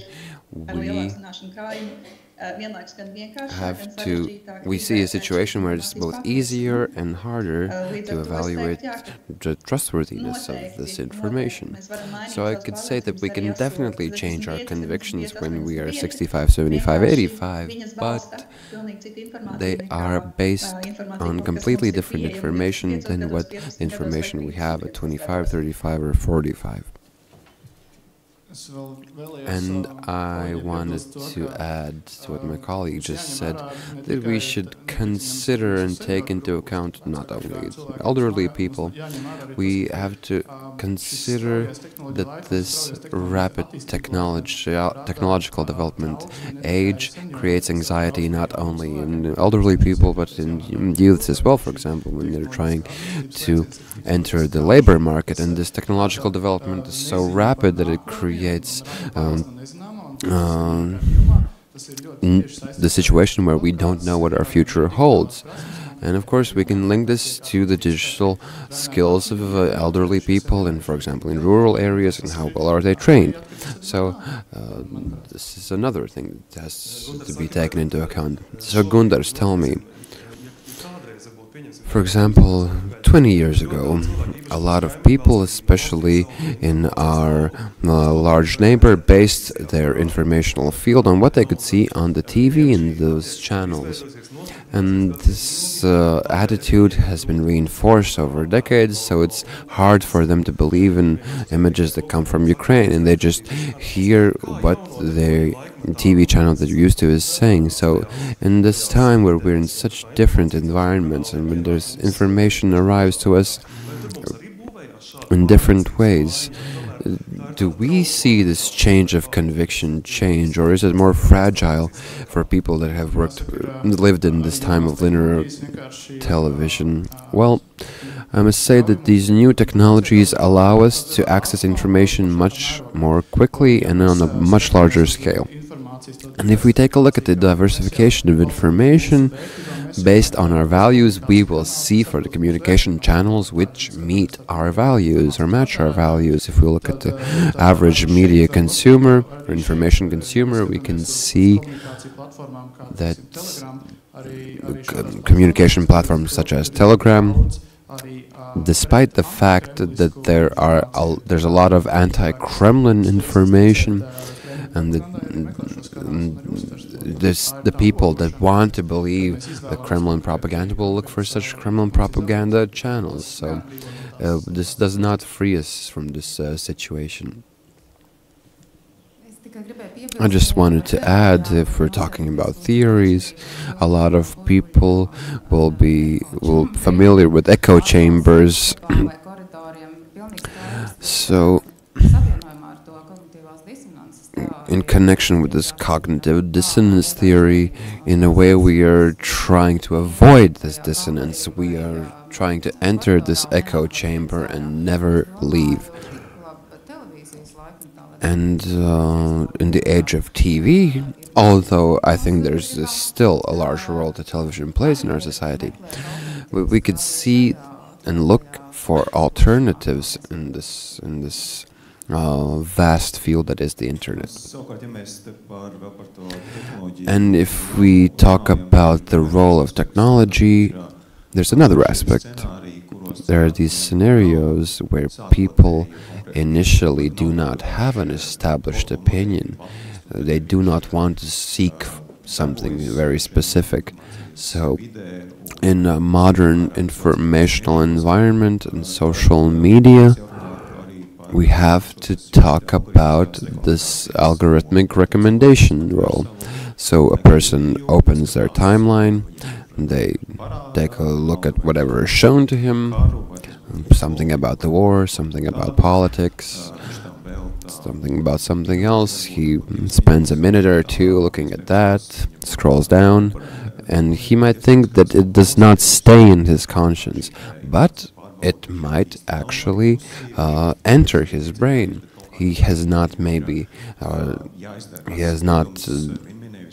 looked at this very deeply, but his opinion might be informed by this, in a way, random information that he has not searched for. It might affect the way he sees the world and considers these questions.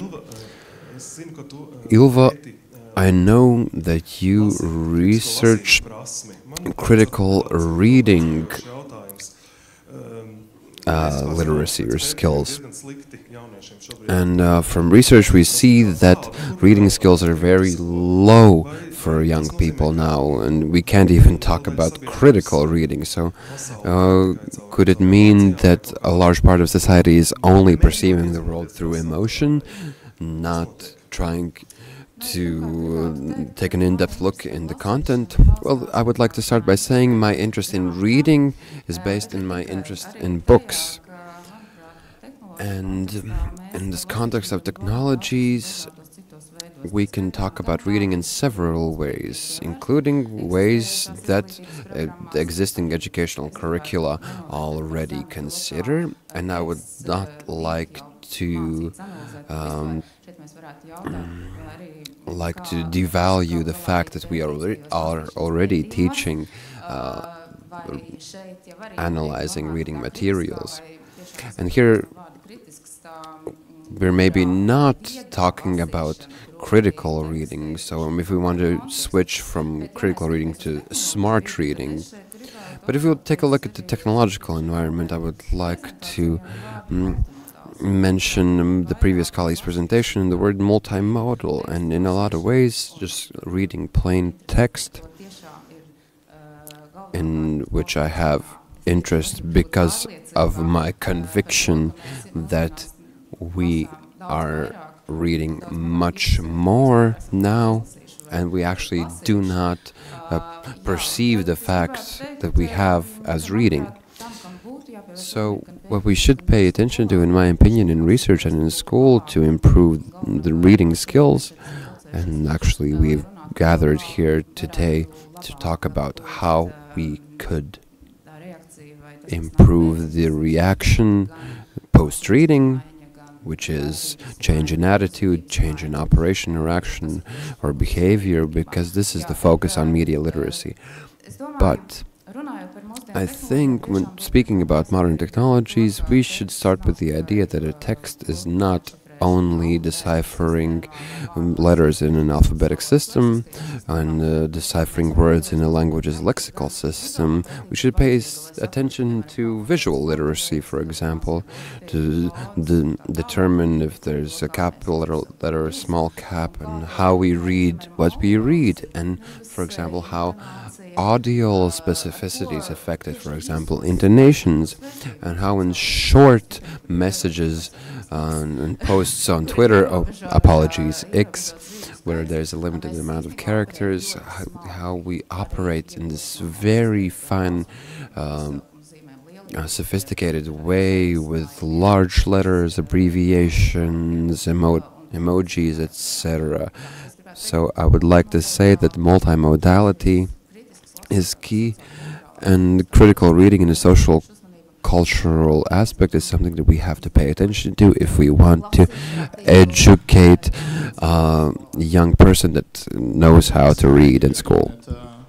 I just wanted to add to what was just said about this multimodality. If we look at TikTok and also Instagram,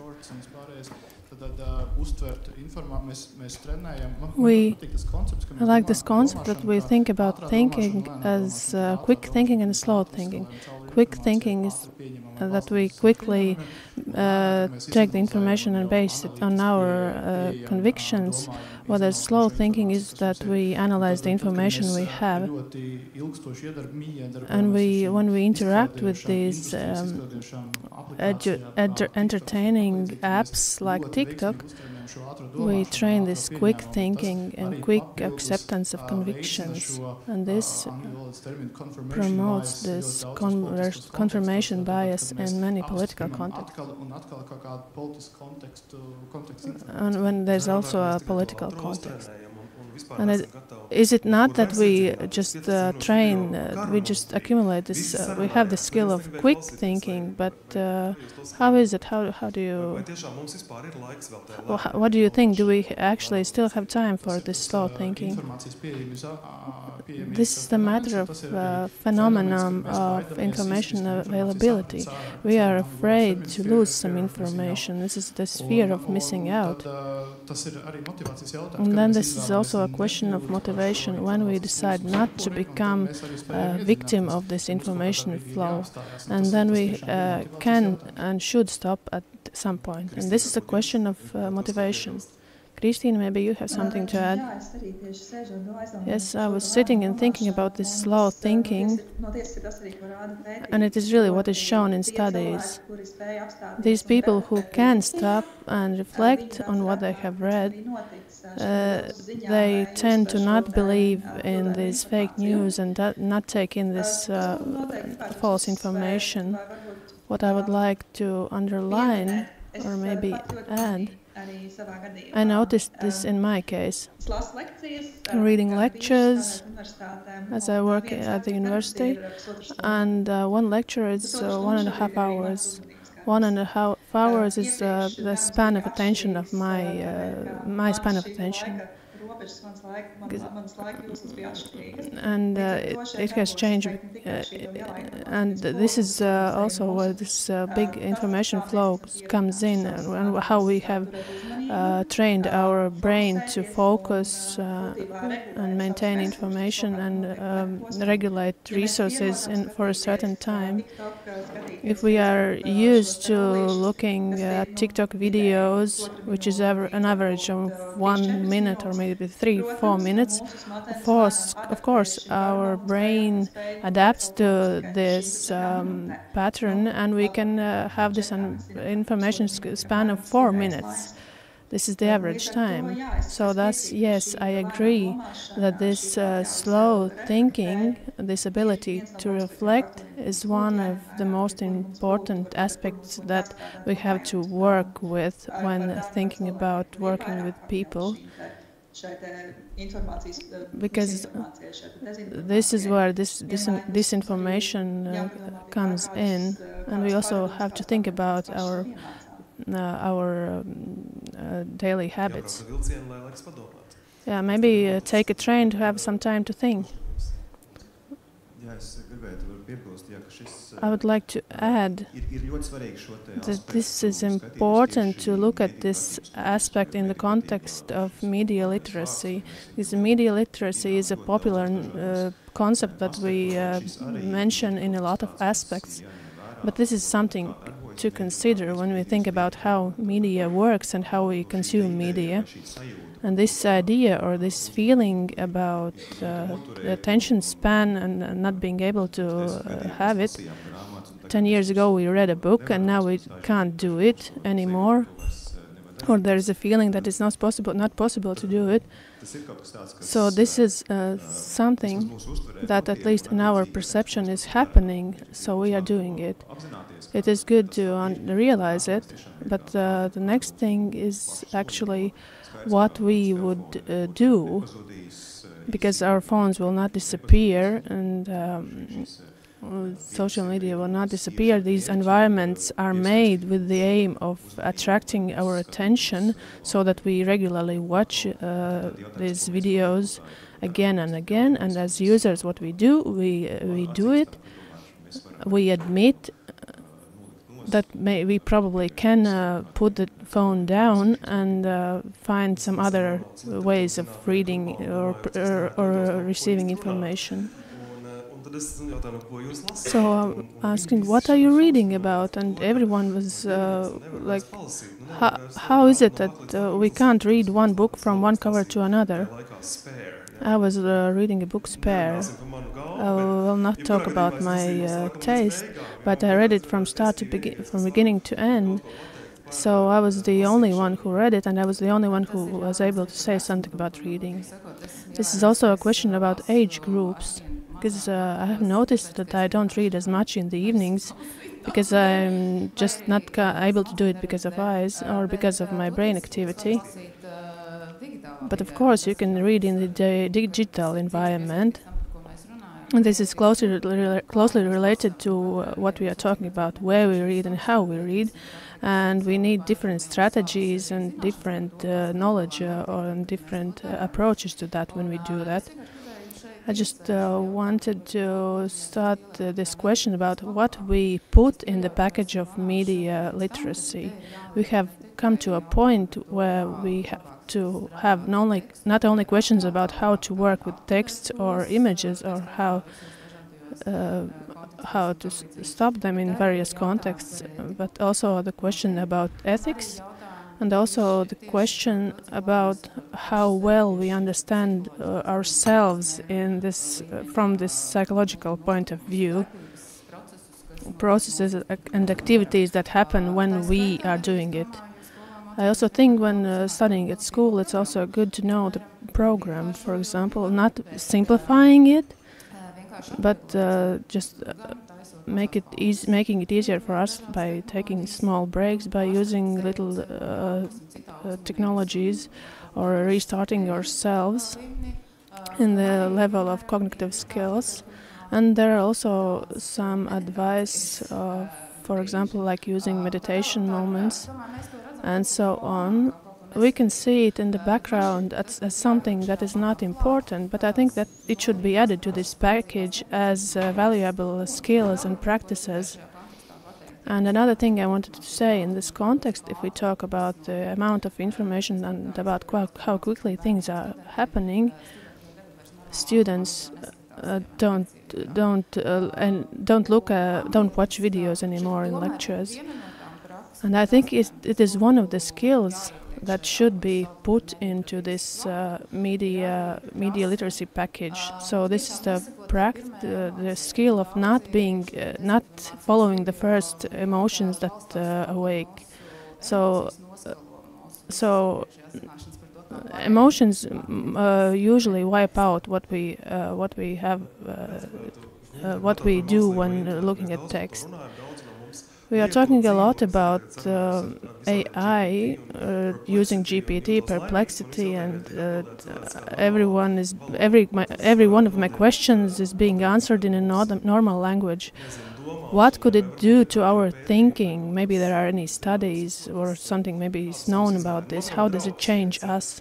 For example, I have a friend, he lives in Riga for his whole life, and now he can't leave his house to get to my place without navigation. He's completely addicted to this technology. He's a normal guy. He knows that map by heart, but what is happening to him? It's a reliance technology is what's happening. It is what's happening starting from school and even with the elderly people. This phenomenon is related to how we perceive information and how we consume it. These are these co-pilots, these services, AI services like ChatGPT. They provide us information in a way that we understand it, so we can be more lazy and we don't have to look for information in various tools. So we can put together, so that we don't have to put together these information bits. This is a ready-made product that is being offered by AI, and this is where the risk comes in. We rely on this information that these models are providing, and thus we perceive this information in a way that it is given to us, but we don't see the full picture, and we don't check the sources the information is coming from, and this is one of the most important risks. I could add that what can happen out of this, the effects are various. We are more reliable on these technologies, and we don't learn things that we should learn. A simple example, a pupil at school is using these systems that calculate instead of him or does tasks instead of him. Probably he will never understand maths. So how will he be able to do something complex when he grows up? If he has avoided from the basic, if he has avoided acquiring basic skills, what happens to him later in life? So this is about doing things where we might not have enough skills. For example, a person might not be an artist, might not have any studies in art, might not have all this knowledge about design. And at this moment, this is a question if he can use this artificial intelligence in a certain way. It is important that he uses it in a correct way. But he is able to do many things that he wouldn't be able to do otherwise because he doesn't have these critical skills. How to make a good and short query? I think that actually maybe the idea of artificial intelligence is from one point of view it is an assistant to people.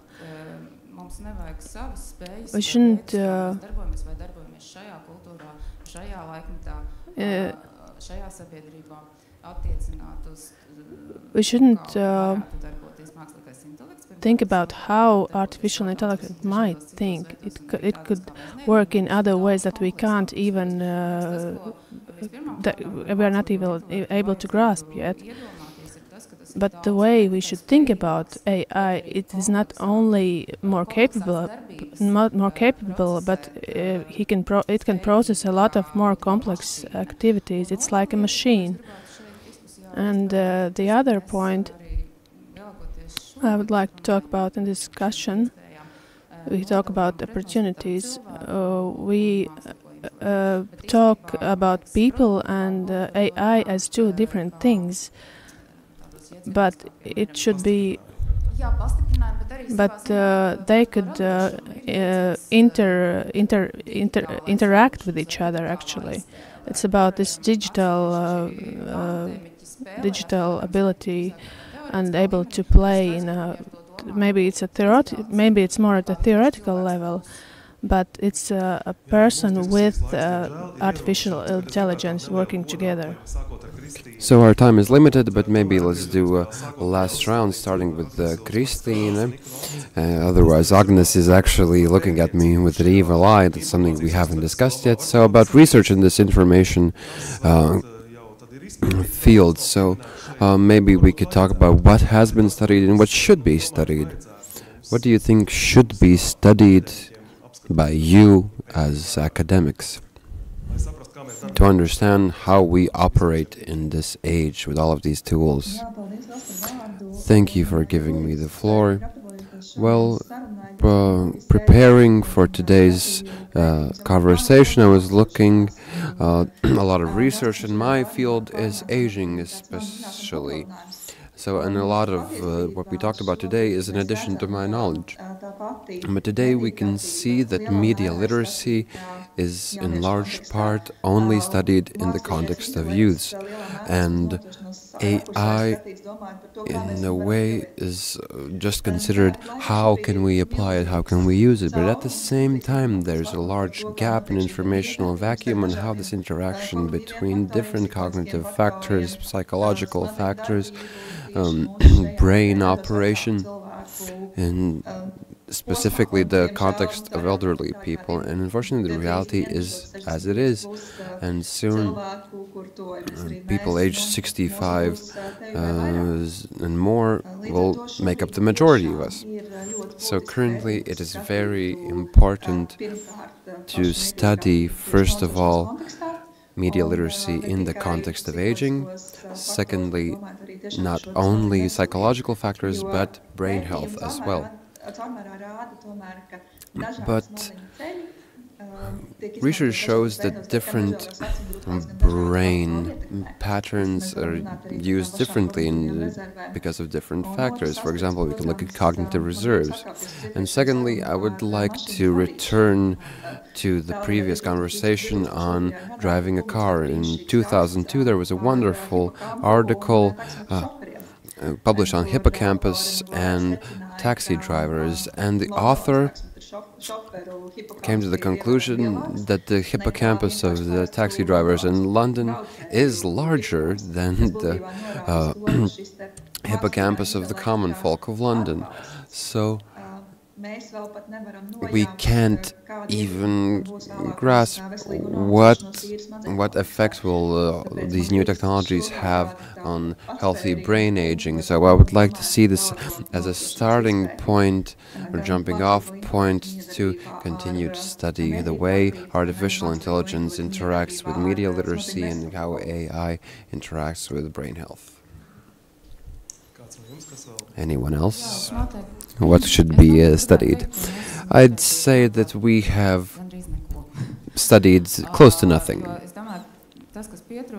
because I see what lacks is experimental studies in this field, and of course it is again linked to funding, which is necessary to buy the specific equipment, and actually how science operates. We should know how research works. So from project to project, you need sustainability and development, which should be reinforced in science. But here I would like to highlight what actually we see more as a necessity in a lot of research fields, which is the capacity to cooperate. And I think this has been insufficient cooperation between disciplines and institutions, including in terms of resources. That's something that we're missing. So neuroscientists and communication researchers and communication creators, definitely. Well, I could agree with Ilva that there's more knowns than there are, more unknowns than there are knowns. And that applies to this perception topic that we started with. So there's this important topical issue of misinformation and belief in misinformation. I wouldn't say that it is as clear and obvious. Why are people believing in this information? Why is it created and why is it disseminated? And here we see that a problem in this media literacy context. We chose this easier route and just assumed that the problem is there just because people don't know how to use the computer. They don't know how much untrue information is on social media, that they lack critical thinking, whatever it may mean in each situation. But oftentimes it is explainable by completely other things which are very hard to explain. For example, their relationship to the state, and if the state is saying something what is good for your health or other things, a person might just reject it because they simply do not believe the source. And these slogans that we have to trust experts and scientists, and we hope in a way that that will convince people not to trust in misinformation, but we know that this does not work completely. We have to pay attention to how people think, how they perceive information, how they feel in society, and what are their relationships to the states, etc. And there is an array of things that should be studied. And I have the honor to be the last one in this panel. So this research on media literacy and the way we consume information, so if we compare the studies done in the early 2000s and now, they differ greatly, not only with their discoveries and conclusions. It's because of this jump in technology, and we can definitely not say that we have not studied everything just because we are at the starting point. How these models are used in different systems, in data management, and communication, etc. And from a protection and communication perspective, from strategic communication perspective, already now, currently, there is a huge effect on communication that these new AI technologies have. And we should continue to study how these technologies will affect processes, how information is disseminated, how we perceive information. And since this technology has not yet matured enough, there's a large experimental element in this technology, especially if we talk about language models, large language models, generative models, AI models. So here, because of this experimental dimension, we can look at this technology as if we were creating short-term tactics, how these AI models could be applied in our specific work, how can we foster defense and protection or data analysis, etc. So that's something that we should take a look into the future, so how these short-term tactics can become a long-term strategy. And I really like the Scandinavian approach, that we're already now creating the strategy, how will we integrate these technologies in education in the future. And our generation has not only has the capacity to quickly perceive information, but also, as we had this reference to this 1.5 hour lecture, it is hard to maintain your attention.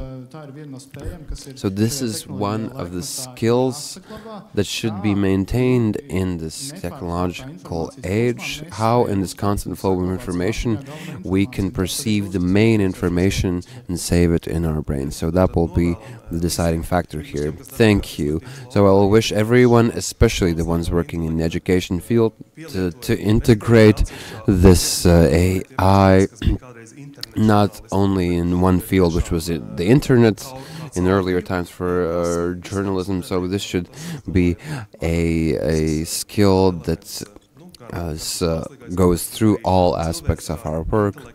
So this artificial intelligence and our capacity with the human intellect to use it correctly is very necessary for our information resilience. Thank you to all the participants.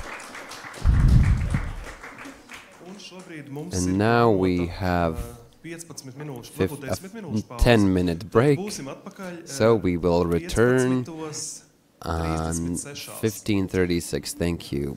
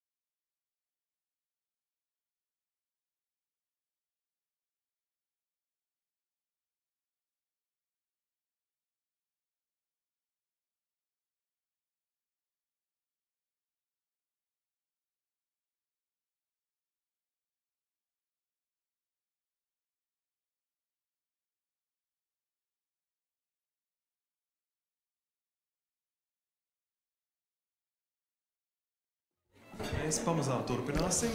We are ready to continue. So please, those who are going to be speakers in the next part, please find your places. We will have 2 remote presentations.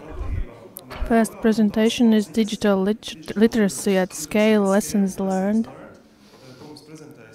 presented by John Rosenbeek, British Academy Postdoctoral Fellow from the Department of Psychology at the University of Cambridge. John, can you hear us? John, can you hear us? Yeah, John, hello. So the floor is yours. Welcome. Thank you very much. Can everyone see my presentation? I don't think so, right? In a minute. Yes, now we can. You're good to go. You can see the first page? Yes, can, digital okay. literacy lessons learned. Fantastic. Okay, hi everyone. My name is John. I have to leave strictly at 4 o'clock because I'm doing admissions interviews for prospective undergraduate students, and there is absolutely no flexibility. So I apologize if I leave very quickly. I'm sorry about that. I will try to get through my presentation as quickly as possible. So first of all, a bit about my background. I research sort of 2 separate things. One is the psychology of misinformation, which I will be talking about, and second, I look at propaganda in the war in Ukraine.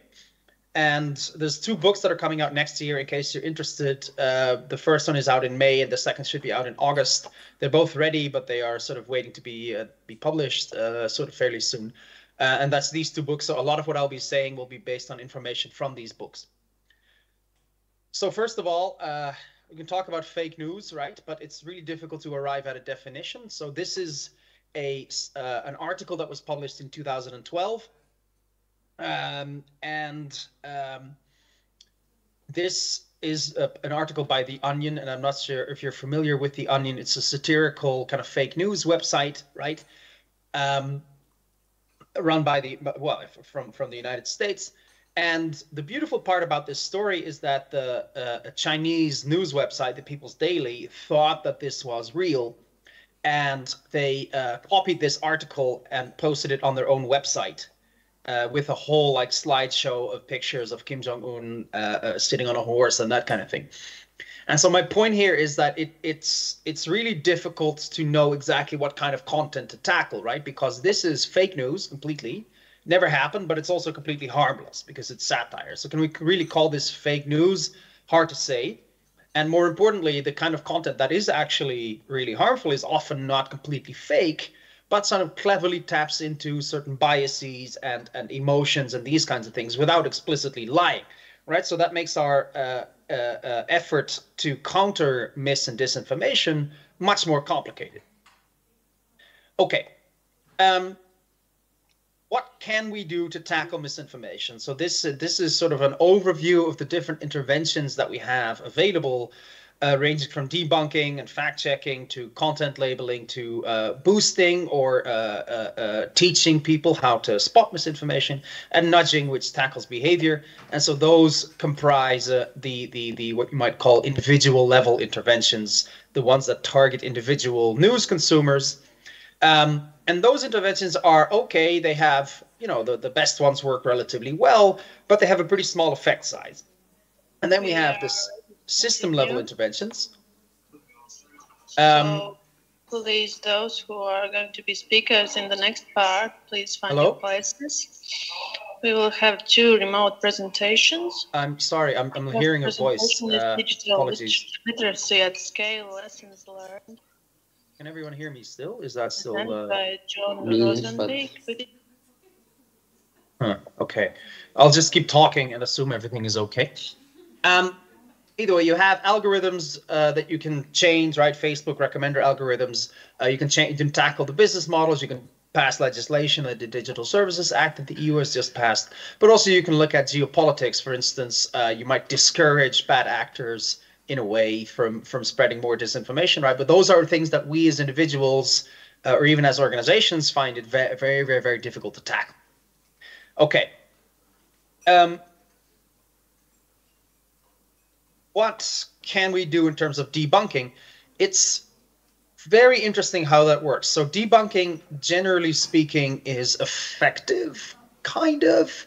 Depending on what study you look at, but overall you could say that if someone believes misinformation and that is then corrected through debunking or fact-checking, they believe it less afterwards. So that's quite helpful, quite nice to know.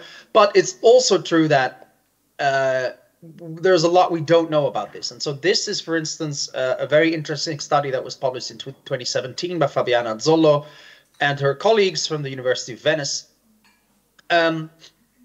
where they looked at who engages with fact-checking posts on Facebook. And so they identified two different communities, one a conspiracy community and one a science community. And the difference is that the conspiracy community likes to look at sort of conspiratorial content on Facebook, and the science community likes to consume scientific content. And these two pie charts show engagement in terms of likes and comments with fact-checking posts on Facebook. And you can see that the conspiracy community only engages very little, whereas the science community engages a lot. And the problem here is that the conspiracy community, of course, is more likely to believe misinformation. And that basically means that it is possible that the people who might benefit the most from the fact checks don't really see them all that much, right? So that's difficult. Okay. The work that I've done in the last couple of years focuses a lot on sort of countering misinformation preemptively through what you might call digital literacy or pre-bunking or inoculation, whichever term you prefer. And as part of that, I've done a couple of studies with these fake news games that we made, which are quite fun. I'm pretty sure for the bad news game, there's also a Latvian version. And if not for the bad news game, it will be available for the Harmony Square game in case you're interested.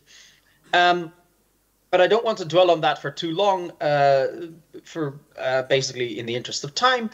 And so I want to focus on the lessons that we actually learned in the last couple of years. And those mainly have to do with this idea of scaling up the digital literacy interventions.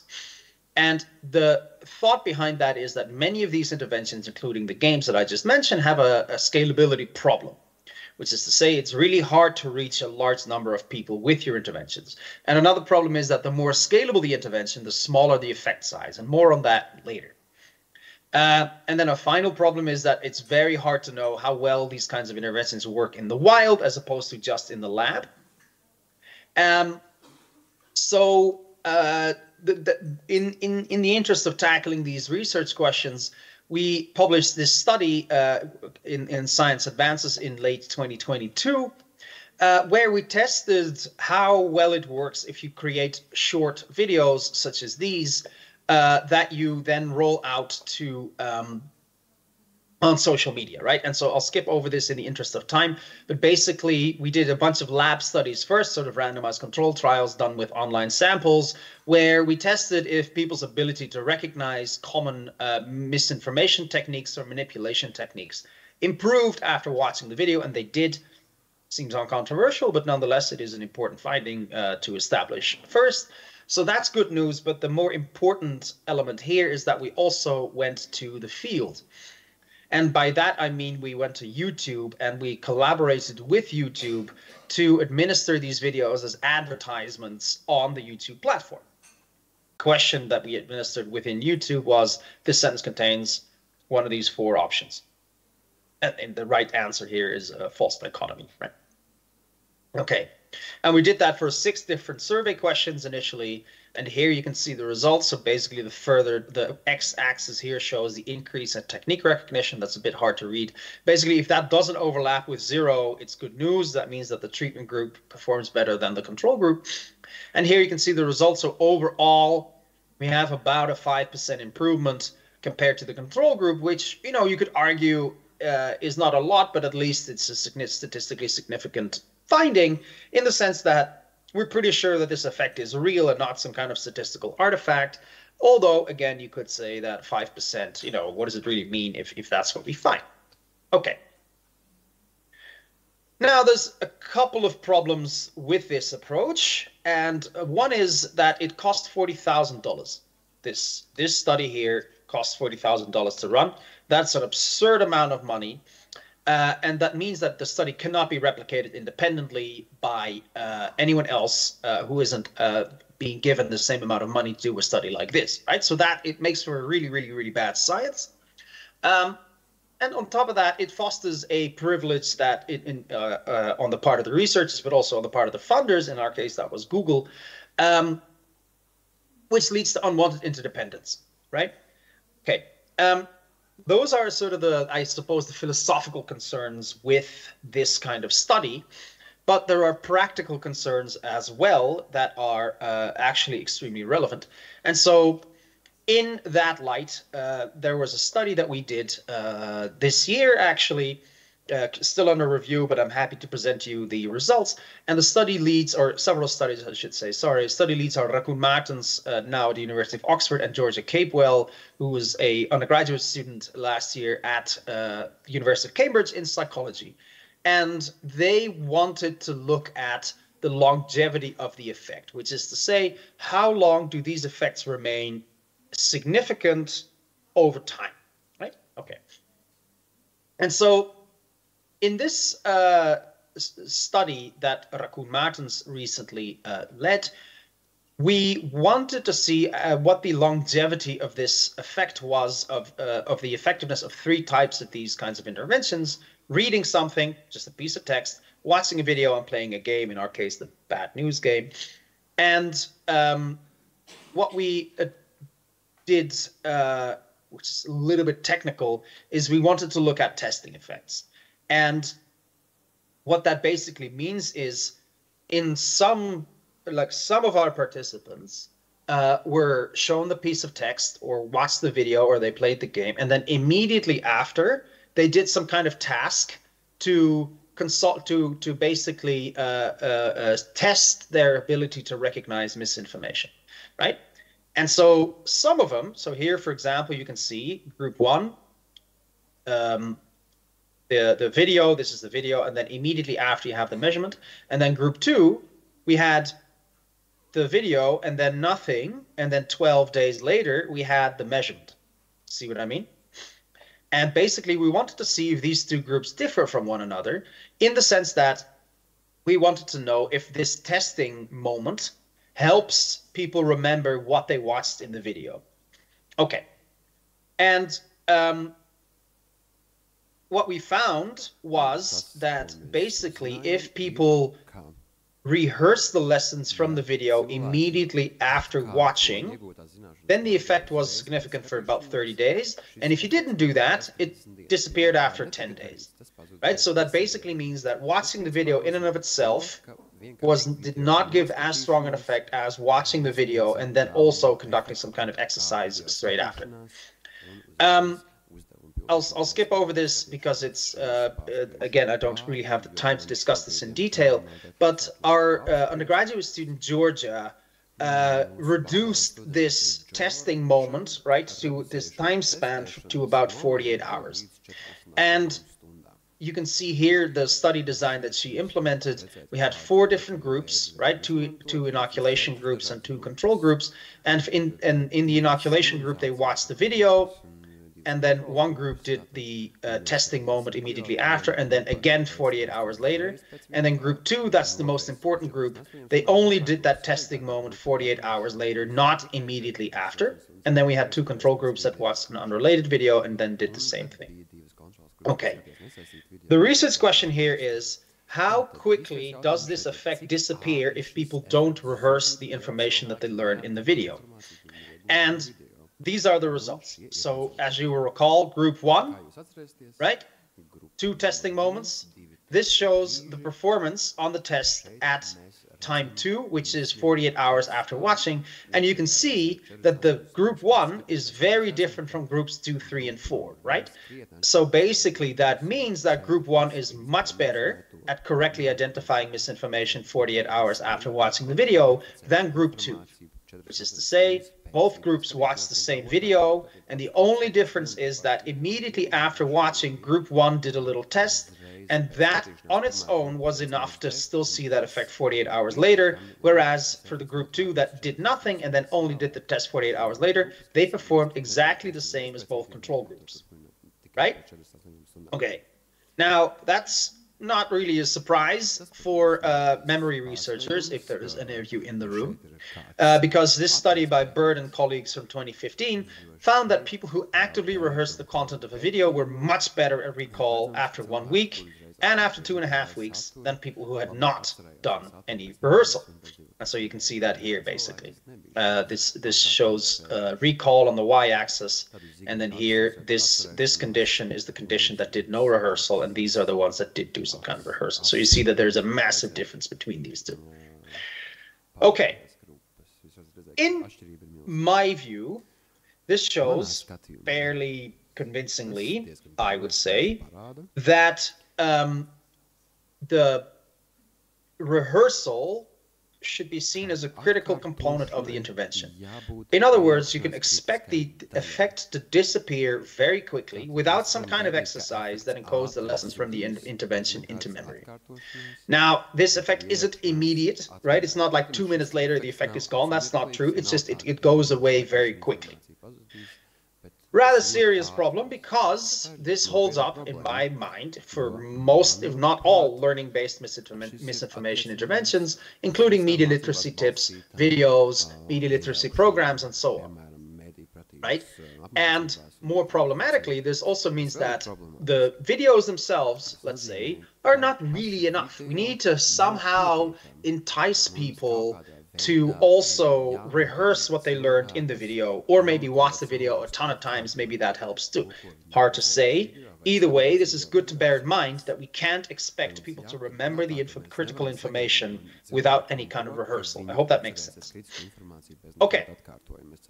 Not all hope is lost, luckily, and that's why we have my friend Andras here. He's sort of raising his thumb because he's not completely depressed about the findings, because more intensive interventions such as games and media literacy programs are less easy to scale on social media, but they can more easily incorporate memory strengthening exercises. And what do I mean by that? Last year somewhere we conducted well, not we, but two of our colleagues, Johannes Leda and Lukas Schellinger from the University of Bamberg in Germany, conducted 2 pre-registered studies where they wanted to know, well, what happens if you provide people with some kind of feedback on their performance on these kinds of tasks, right? You tell them this is the answer you got right, and this is what you got wrong, and here's why, effectively. And that led to a substantial improvement. This is too hard to interpret just from looking at it very briefly. But basically what they found was that people became much better when you gave them some feedback at correctly identifying real news and fake news, both 1 week after they played the game. So that's very nice. That basically means that the effect stays significant for much longer if you entice people to rehearse the lessons from the game. Okay. And then what we did afterwards was, like, we were like, well, that's all well and good. Those are some lab studies, right? But we kind of want to see if that makes sense in the real game as well. So we also created this feedback exercise that we've now implemented in our game called Bad News, and also in Harmony Square, where basically you play through the game as normal, and then at the end of the game tells you, okay, if you're so smart, here's a headline. Can you tell me if it's misleading or not misleading? And then whatever you choose, basically the game tells you asks you what makes you think the headline is misleading, and then you can say, well, it evokes strong emotions, or it's conspiratorial, or it's polarizing, or something like that. And then you get feedback based on how well you did. Like, either you get it right, you get it wrong. You gain some points if you get it right, and you lose some points if you get it wrong. That we thought was a very neat way of incorporating this kind of memory strengthening exercise. And what you see is that if you do that, here you see on the left, you see the performance on this task in terms of how good people are identifying misinformation. With the feedback exercise implemented and without the feedback exercise implemented. And you see this is about the same. There's no significant difference between these two.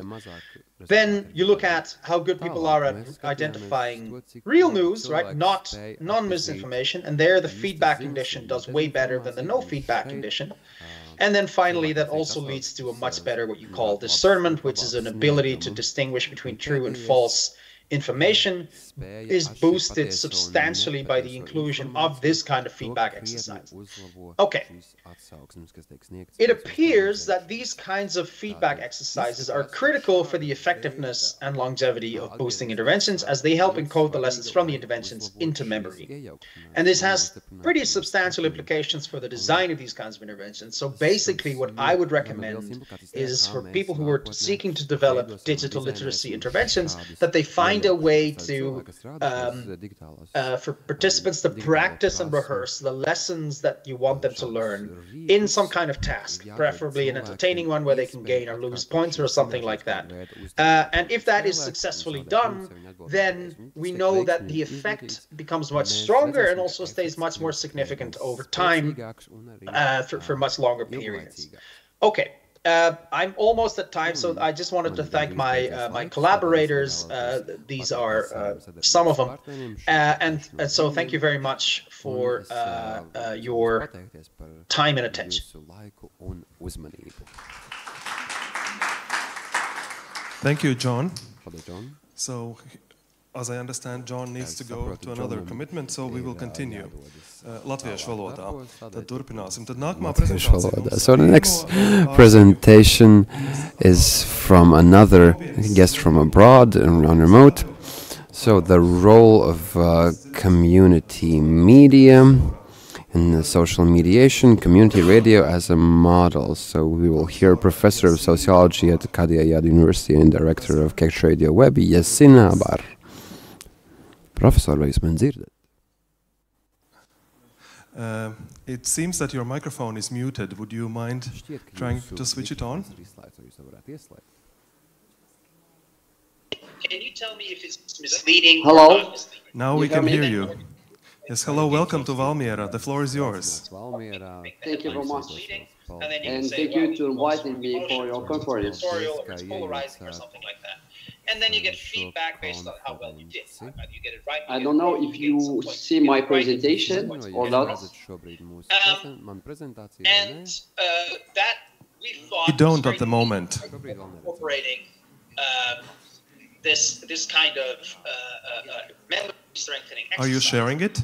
And what you see Yes. is that if you do I'd like that, to share it here with you you. see on the left Just you one see moment. the performance on this task in terms of how good We are you trying to at solve the connection. technical issue here. With the feedback exercise implemented and without the feedback exercise implemented. And you see this is about the same. There's Do you no see it? significant difference between these two. Then you look at how good people are at identifying real news, right? Not non-misinformation. And there the feedback condition does way better than the no feedback condition. And then finally, that also leads to a much better what you call discernment, which is an ability to distinguish between true and false information, is boosted substantially by the inclusion of this kind of feedback exercise. Okay. It appears Professor, would you mind turning off the live feed on your end? Because it's coming in through the... As they help encode the Could you lessons. please... See my presentation? And this has pretty substantial implications for the design of these would you mind closing the window where you're watching the live feed from the conference? Because it's being broadcasted here from your computer. To find a way to for participants to practice and rehearse the lessons that you want them to learn. It's okay in now? some kind of task, preferably an entertaining one where they can gain or lose points or something like that. And if that is successfully done, do you hear me now? then we know that the effect becomes much stronger. Yes, and we also hear you, stays but would much you more please turn off the conference feed that you're running in your on your computer? I just wanted to thank my collaborators. These Okay. are some of them. And so thank you very much for your time and attention. Thank you, John. So, as I understand, John needs to go to another commitment, so we will continue. So now it's okay for you? So the next presentation is from another guest from abroad and on remote. So the role of community. Now we can see your presentation, but could you please turn off the conference feed because we are getting an echo from your computer. Okay. Director of Cognition Radio Web, Vidzeme. Professor, vai jūs man dzirdat? It seems that your microphone is muted. Would you mind trying to switch it on?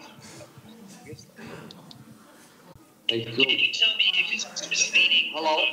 Now we can hear you. Yes, hello, welcome to Valmiera. The floor is yours. Thank you very much. And thank you to inviting me for your conference. It's polarizing or something like that. And then you get feedback based on how well you did. Hello? I don't know if you see my presentation. Yes, we are still hearing the... I'm sorry, I can speak without my without my presentation. I'm sorry, because it's okay. Yes, it's okay for you now or not? We are trying to solve the Okay. With the feedback exercise implemented and without the feedback exercise implemented, you see this is about the same. There's no significant difference between these two. Then look at how good people are at identifying. Professor, we have decided that we will go ahead with the next presentation and come back to you a little bit later. Can you stay on with us for 30, 40 minutes? I can speak without my presentation if you want, please. No, we see your presentation, but we are hearing an audio from your computer, which is not good because it interferes. Turning off the live feed. Because because there is. Okay, I can go. And this has pretty substantial implications for the design of these. Would you mind closing the window where you're watching the live feed from the conference, because it's being broadcasted here from your computer? Okay. Okay. Bet jūs varat viņu izslēgt? Labi, tad mēs laikam pie viņa atgriezīsimies. So it seems we will be returning to the speaker. I hope he's not in a rush to be somewhere, so maybe let's move on with the discussion. So we will give the floor to Gunta and the participants of her discussion. So Sandra Sprudzāne from the Rēzekne Academy of Technologies, Klinta Lošmela from the University of Latvia Social Sciences Faculty, Emils Šrotsgalvis from the Latvian National Library, and Agnes Davidsone from the Vidzeme University of Applied Sciences. So Klinta is approaching. She didn't know yet that there will be changes in the schedule, but we will definitely start. So I think that we've had several interesting hours where we have discussed all of these cognitive aspects and the role of AI. Kaspars already stated your official titles, but if the audience sees that I am very up close and personal with these people, it's just because we've already collaborated and know each other very well and worked on questions regarding media literacy. So maybe in the beginning I would like for each of you to tell us, first of all, what you do in the field of media literacy, and in addition, recently, has anything that we've discussed here, for example, AI, has it come into your work? Does it concern you?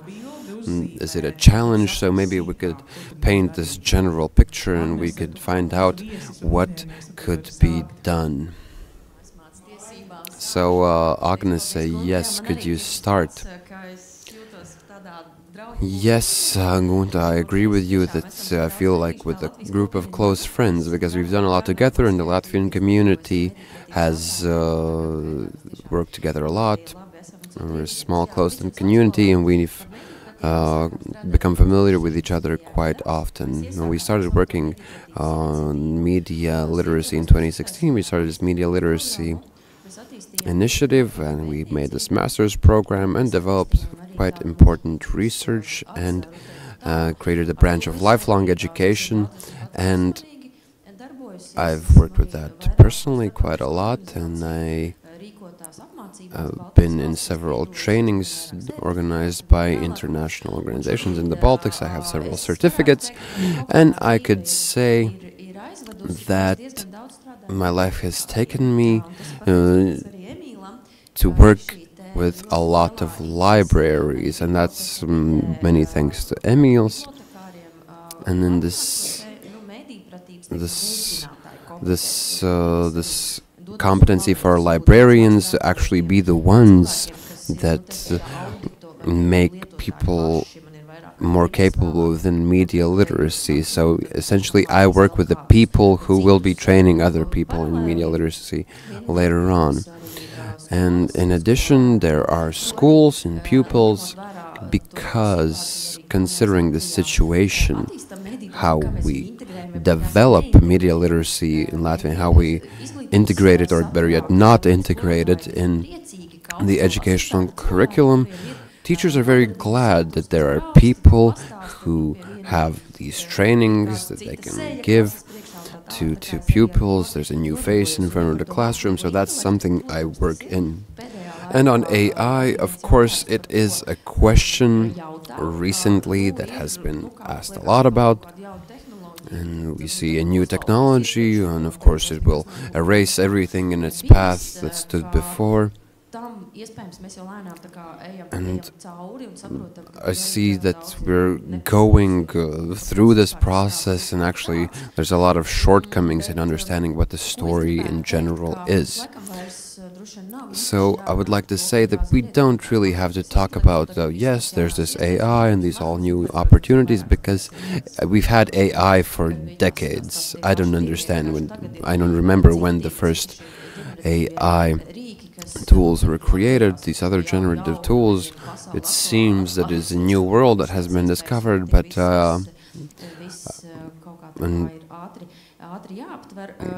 we're thinking that we should understand everything as quickly as possible. But we today already mentioned what we should talk about is this ethical and responsible use. And for example, there was just a training for pupils in the school. The teachers said that the pupils said that they will create a video where I will be saying that I hate working at school and I can't wait to retire, but they still haven't managed to make one. So we have to quickly talk about what we can do with these tools, because we understand better and better what this new situation is and what's the potential risk behind it. Thank you. Thanks to Agnes too. I will be continuing her topic. I represent the National Library, but the area of libraries as such. The National Library in this picture of media literacy has been involved since 2015. When we participated in creating guidelines for media literacy. And the position that I am in for 2 years is the expert of project cooperator of media literacy, was open in 2016. So now for some years we have been taking care of this, and also Agnes also knows that our library is highly interested in this topic, because our events are being, people come to our events, people are very interested in these events, both online and in person. So also about this artificial intelligence, but we can't say that AI in the libraries is like has opened the door and has come through every door. It's not really like that. They are cautious in the libraries still, and we are also still cautious about that. But it is clear that the next year might be the year when AI comes in more into our areas, and also in libraries including. But we will definitely work. All libraries will work on what was said before, not to be afraid of what to do, but how to incorporate it and then use it for our benefit. Also today, when I was driving, here, I was reading what was happening in the USA. In Stanford University, since 2018, they have AI laboratories and studies.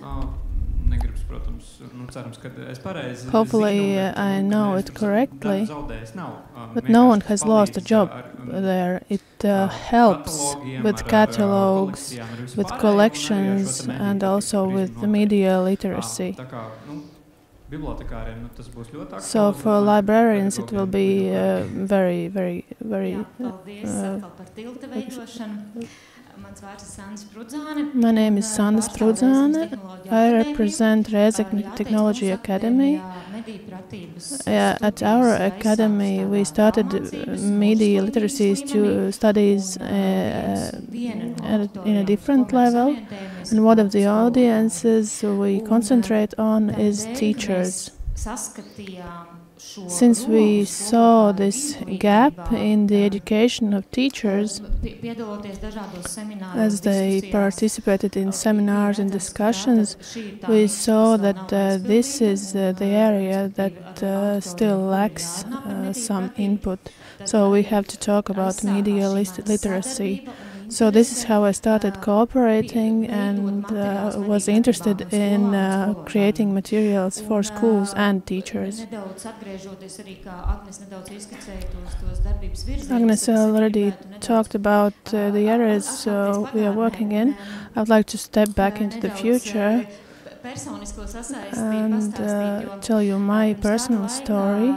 A while ago, I was involved in the project you all know, School 2030, and I was representing media literacy topics. I was working with teachers, and again I saw this vital need to talk about this topic and the lack of materials. So I started studying the art of teaching, and this is where I also studied media literacy more to involve it into teachers' work. And both these studies and my interest about media literacy led me to the next step. Currently, I, together with teachers and people who work with languages, we develop books about how I see the impact of media literacy and AI. We see questions about how to define it. A year ago, we made a chapter about the language of Latvian language in technologies, and now we see that terms have to be changed.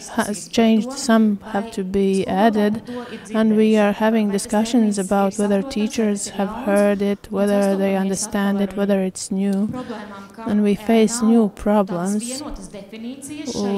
Basically, there is no single definition. A wider definition, yes, AI is one of the terms, which is pretty clear, but then there are other terms. So now we have to talk about AI literacy. So this is a challenge for media literacy. So I really see a lot of challenges in this area. And as I said, I am more interested in the pedagogical aspect and how this content is being given to schools and to teachers. Hello. First of all, thank you all for your patience, for being so long here. I work at the University of Latvia, Communication Department, work in the Excellency Center of Latvian Excellency Center. And I have been in the field of media literacy since for 9 years. So how has it changed me as a teacher? I have to say it's pretty substantial.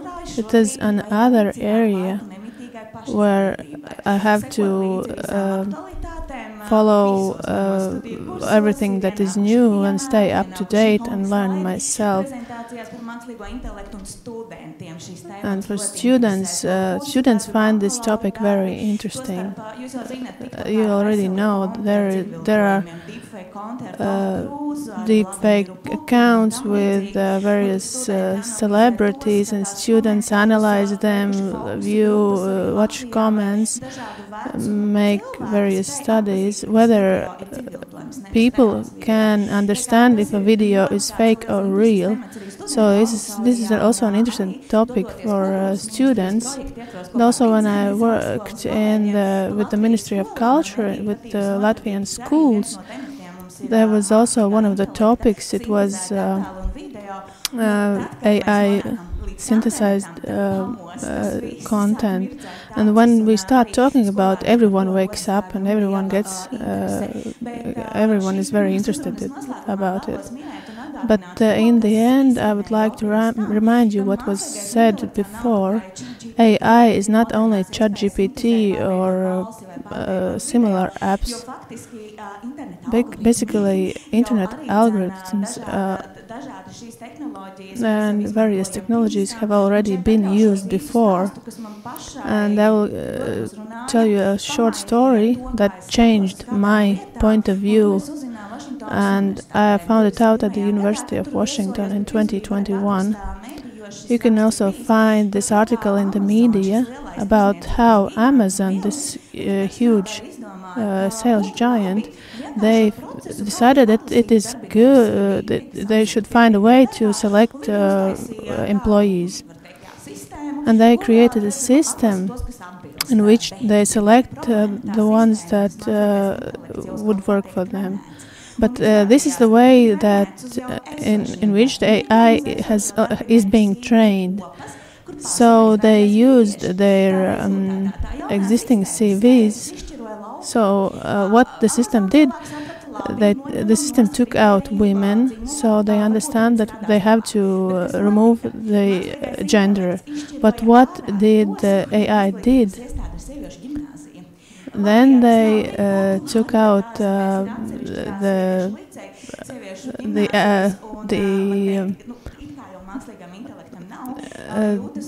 people who have been studying at the Women's University.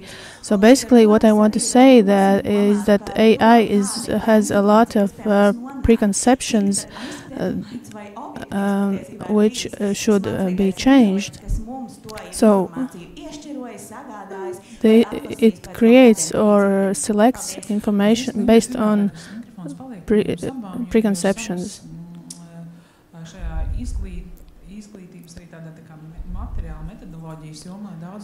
So you work a lot in the education area. Sandra was already talking about it. Maybe she will continue. She was involved in School 2030. The story is about the thing that there are very many opinions, including critics, about how to integrate, but everything depends on the teachers and how they work.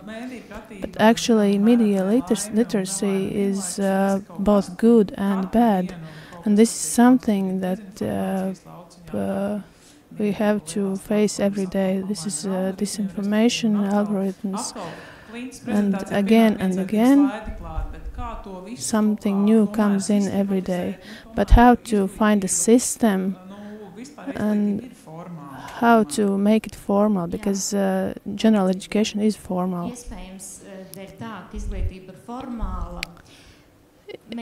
Yes, education, just because education is formal, it is not so easy to integrate media literacy in the content, because there is a certain framework in which a teacher is working.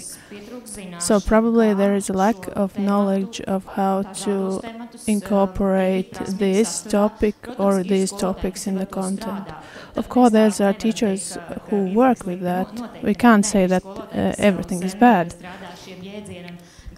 There are teachers who have been working with these methods and techniques. They demonstrate the latest examples about videos and other topics.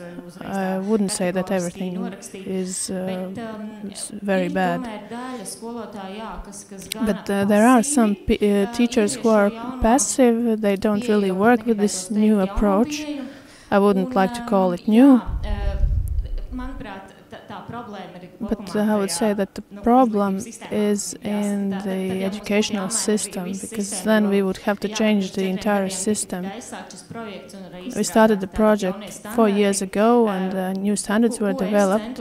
What I was trying to do and what I can say what there really is, in the Latvian language there is a topic, the media language and impact, where there are both requirements about what children should know,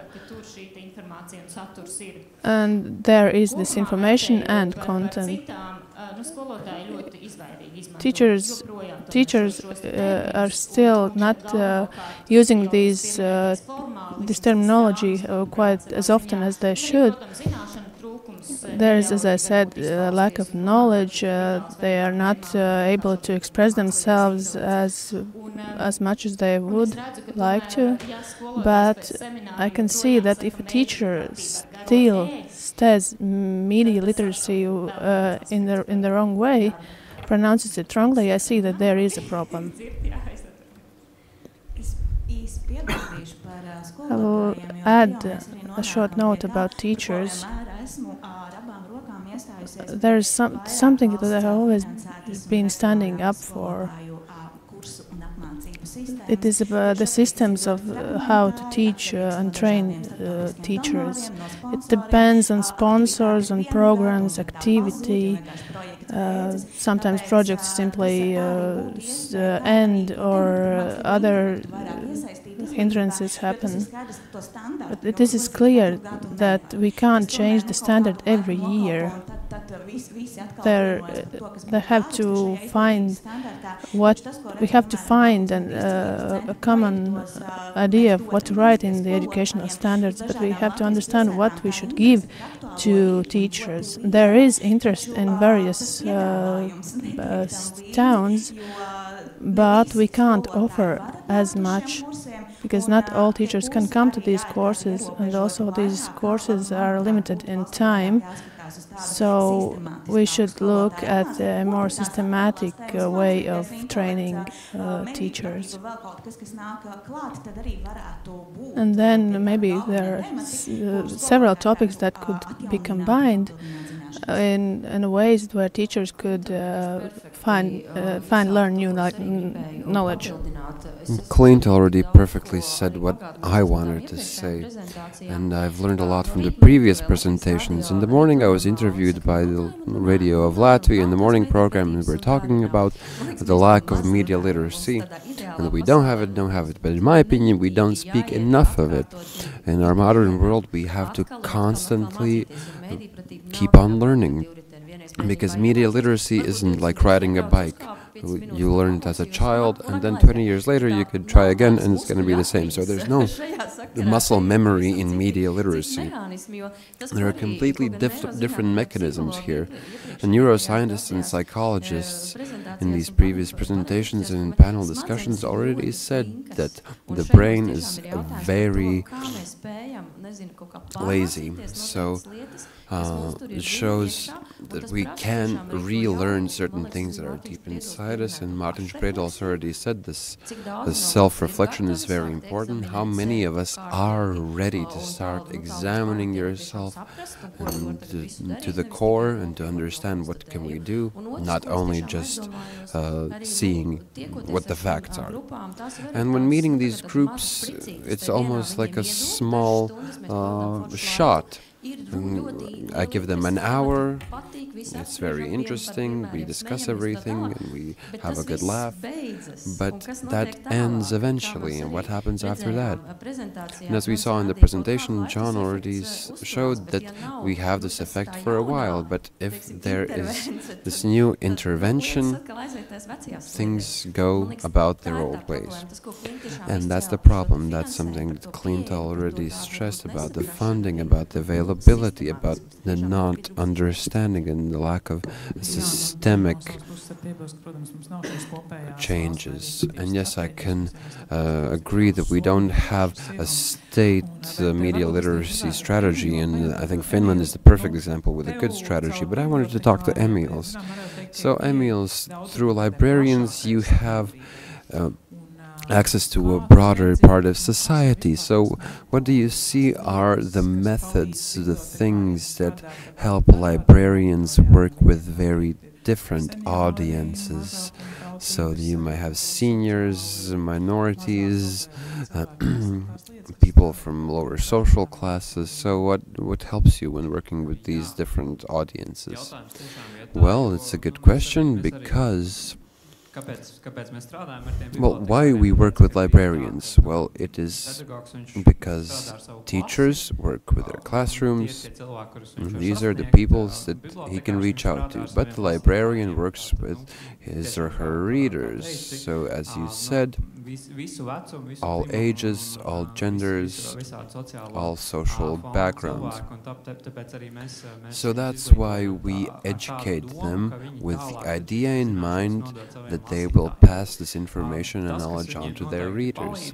And what definitely helps them is that the librarian themselves, well, of course, working in this field, I'd like to say this is one of the more human professions. And when we talk about the competencies that a librarian needs, well, they are very extensive. Of course, a library is not just a place where you come and read a book. It's a place of culture. It's a place where you can talk to the librarian about life in general, especially now with this municipal planning. We have libraries as municipal client centers, so there's many competencies involved here. And oftentimes we almost bug them, bother them with this media literacy. Come on, get this into your work, which is already not well remunerated. And of course, there's a lot of readers in these larger libraries. So we want to motivate them, and we have a project named Media Literacy Masters, where we work with a smaller group of librarians, but who are very motivated. So we have the second renewed year, because it used to exist previously, but now we boosted its quality, and this first study year just concluded, and 23 librarians graduated. So we met once a month for 7 months. We had lectures and seminars with Agnes and Clinta being the lecturers, and the result was, of course, they had to put this knowledge into practice and create, for example, an event. And so these 23 people created an event for 1,013 people, so we could see how they reach out to these audiences, and these approaches were different as well. So people just knew that people would come, some other had to reach out to people to come. And one example has stayed in my mind, where one librarian wanted to have young people talk about media literacy. So she went to a social housing. And it was actually the first time that they even considered that they could think of media critically, and the first time I even thought of the concept of media literacy. So this humanness is very important here, and just to find the time to integrate this media literacy in their work is hard. So we try to work with librarians who are especially motivated, and we will try to create more quantitative events, for example, online seminars where there's larger interest, for example, 400 people connecting. We don't know how many people are actively listening, how many just put it on in the background, so we're just trying to explain, as we have today done several times, that media literacy is not just one box, one thing that you go to a seminar and now you're media literate. It's a constant work, because the librarian's work is a work that deals with information. So again, that's one thing, but of course another thing is, for example, salaries, time, energy, etc. And I would like to ask Klinta, so one of the groups that you have worked with and paid extra interest to is elderly people. And sometimes it seems that our society is quite ageist and they think that elderly people don't know anything. So what is the possible approach we can take when working with senior citizens, and what we should teach them? Do you think of AI or broader on media literacy? But of course AI is a part of it.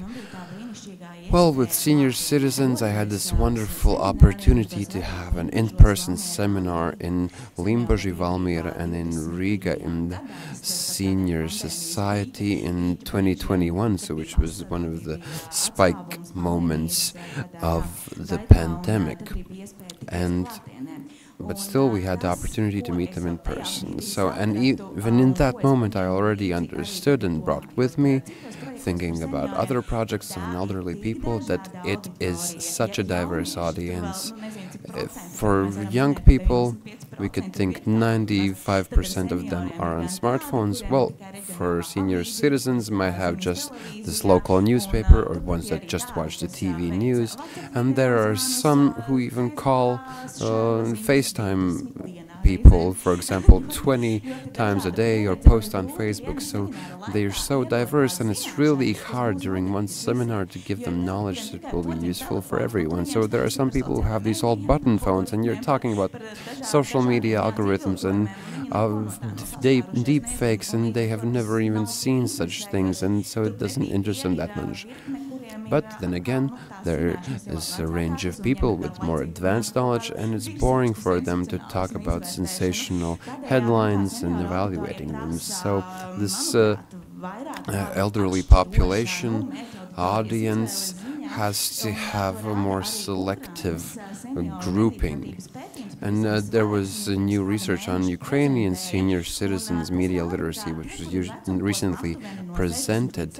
And in the time frame from 60 to 70, they have different digital skills and different interests they have for the internet, which differs greatly from the people aged 75 plus. So the media literacy for elderly people isn't as successful because they're so diverse. And some people can't even physically access this media, for example, shaking hands or poor vision. And this recent research was done with digital fraud, and one woman had poor vision, and she knows where to press the answer call button, but she doesn't see who's calling, so she can't see if there's a number that she doesn't recognize, so there's a higher risk for her. So, shortly to sum up, what we should do is to teach them to keep their minds cool. And oftentimes there are fraudsters who want to quickly take action. You should tell the elderly that nothing will happen if they take it slow. And I would also wish them courage, because a lot of them are afraid to go on the internet. They are afraid to be defrauded, and in this way they deny themselves the positive aspects of the internet. And lastly, I want to mention the research. There was a correlation between seniors' social media usage and media literacy, and you will think, how are these things related? Well, the relation is such. There are seniors with higher media literacy. They, when they use social media, they can decrease loneliness by being on the internet, but with seniors who have lower media literacy, even if they spend a lot of time on the internet, their sense of loneliness even increase. So this is another aspect that we haven't taken a look at in terms of media literacy. But media literacy can be important in our emotional well-being, so we know how to use the internet for our benefit and not just doom scrolling. And here I wanted to add our experience when working with elderly people in libraries. In the beginning of last year, we symbolically took the relay baton from the previous organization that was responsible for informing seniors, and we wanted to pass the message on how to inform seniors on media literacy, and we wanted to take it to the regions, to the rural areas.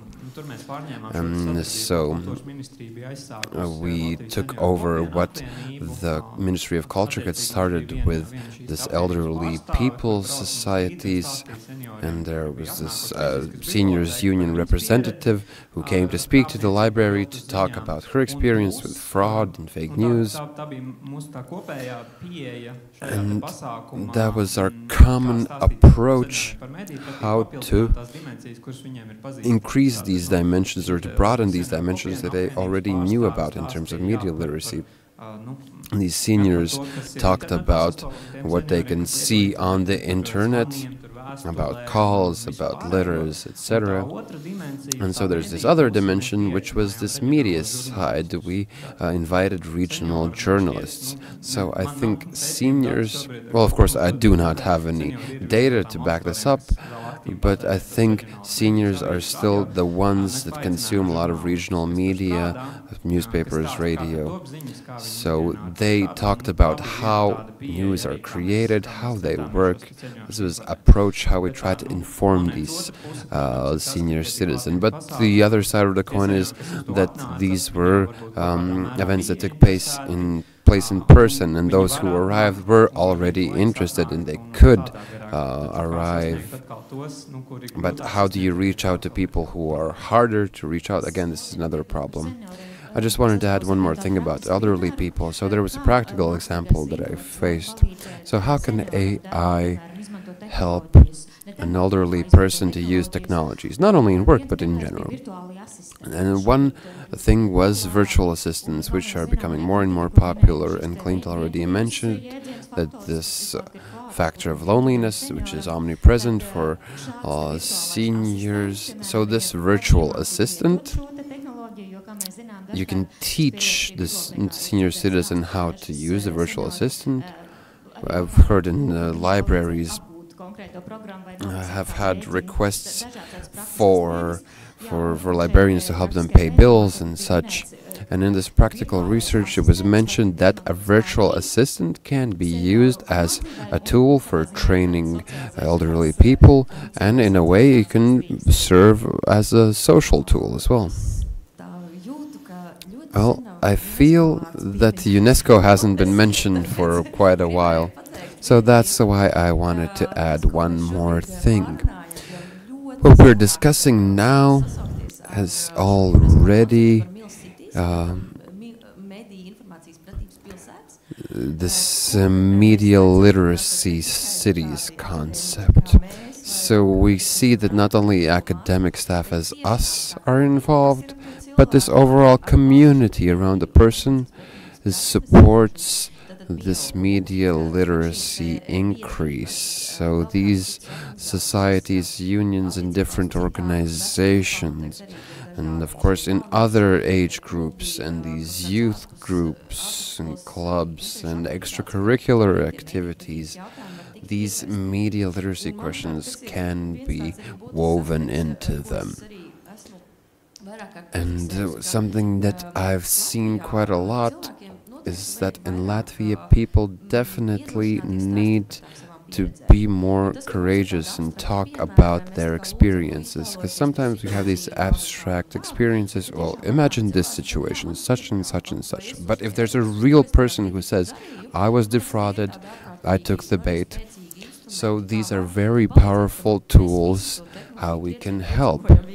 because we are taking this technological impact at the same time. There's no wise elder who can we ask for advice. So we are all gaining this experience and learning. So this is something very important tool, that we're not only lecturers, but we're also doing this mutual exchange. I have another question.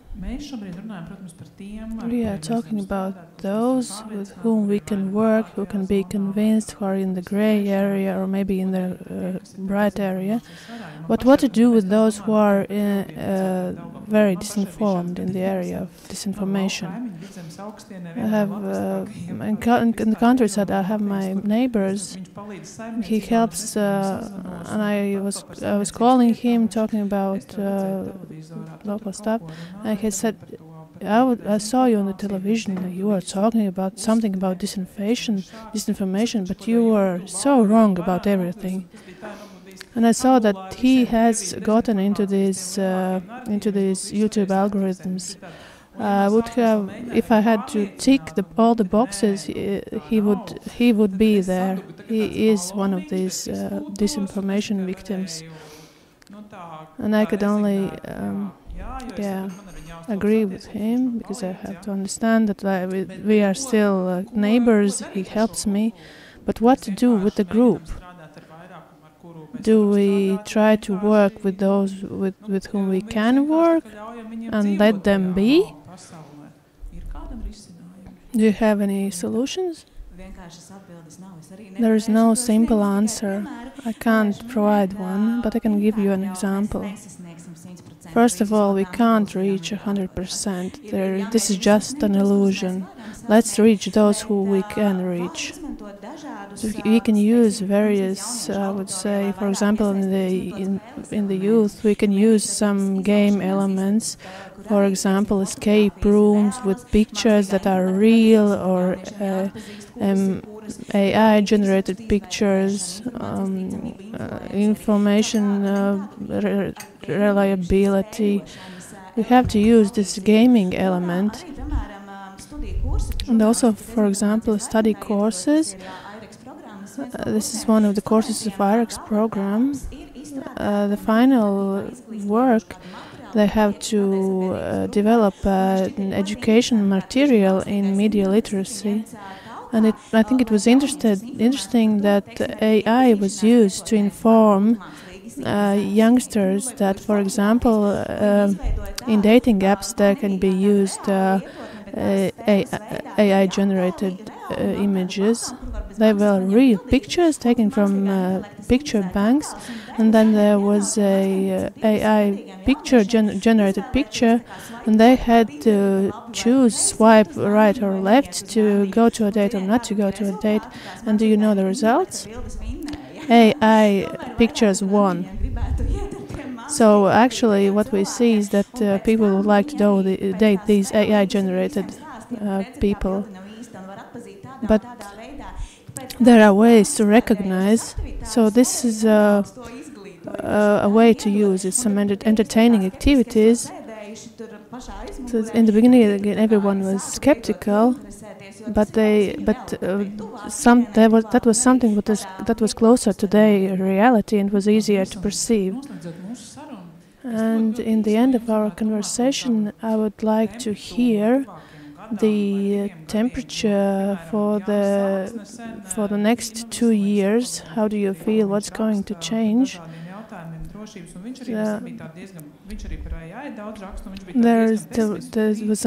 In Twitter there was a tweet, a pessimistic tweet, that in the near 2 years, in the following 2 years, discussions will be a lot of deep fakes and public discussions, and AI will be something that we can't fight with.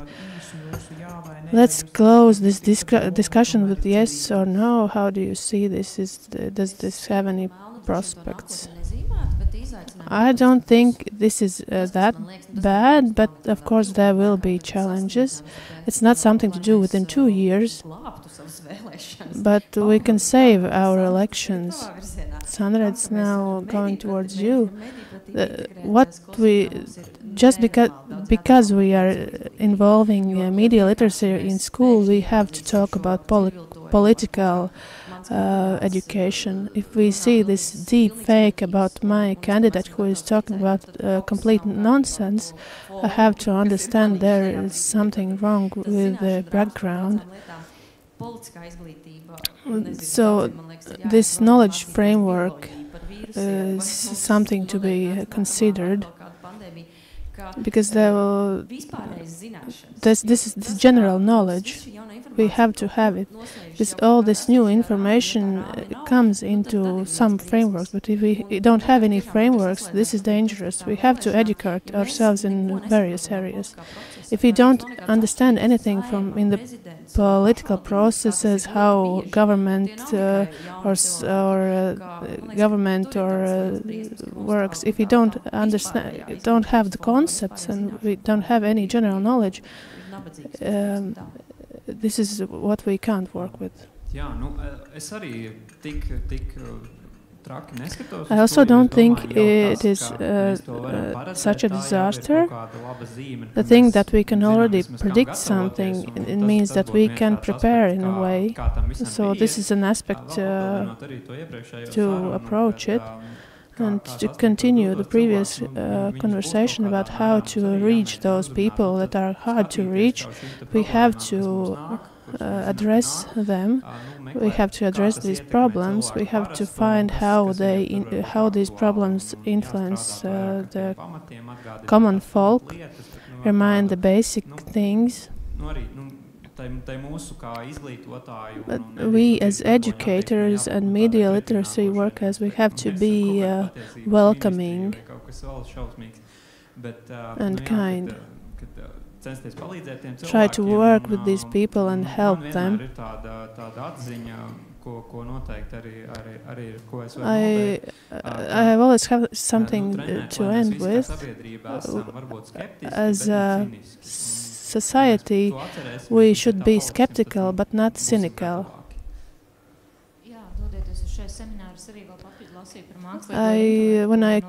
Before I came to this seminar, I was reading about AI, about the future, about how the labor market could look, if there are any threats, and what about education. And I got a key word, self-learning. And it came out in many articles about education. Many higher education institutions already use these AI rigs. They translate their study materials in their respective language. And in some way, this real people is replaced by a machine. There is some concern, but I have to agree with Emils. We have to assess and find the balance in the content. And final word to Linda. To answer the question, if there is any danger coming, yes and no. What I am concerned about is several cases in the recent years in our government where people have believed in online calls, or they have turned out to be pranksters who later use this information against Latvia as a propaganda. So yes, also in the common folk, they might also, if they believe it, or video shortages or generations. But I would like to end on a positive note. I was recently at a seminar at Copenhagen University. They were media literacy experts, and an idea from Netherlands was very nice. At the library, they have events that are for first-time voters, for people who are going to vote for the first time, and they hear information about political literacy, and I think it's a nice initiative. Because, as we know, in the 3 years we are going to live in a pre-election atmosphere, because it is coming. So it could be one of the initiatives in libraries or schools or other places that could be introduced to strengthen our media literacy. Thank you all. Thank you, Agnes. Thanks for inviting us. And I hope you heard some new ideas and we could really implement them. Thank you.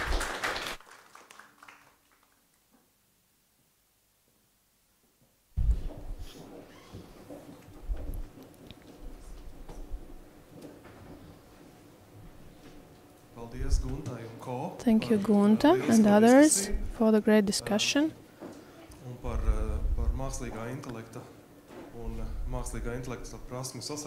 And for combining AI and media literacy and talking about it. Some announcement. Unfortunately, a lecture from Yasin Abar is not going to happen today, but there will it will be recorded. As a professor, he had to run a lecture, so I think you will understand that.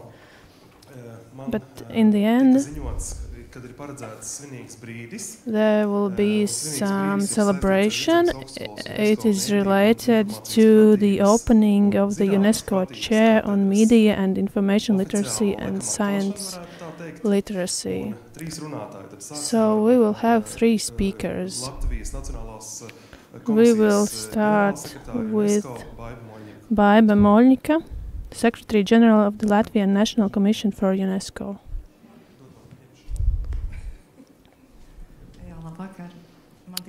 Good evening.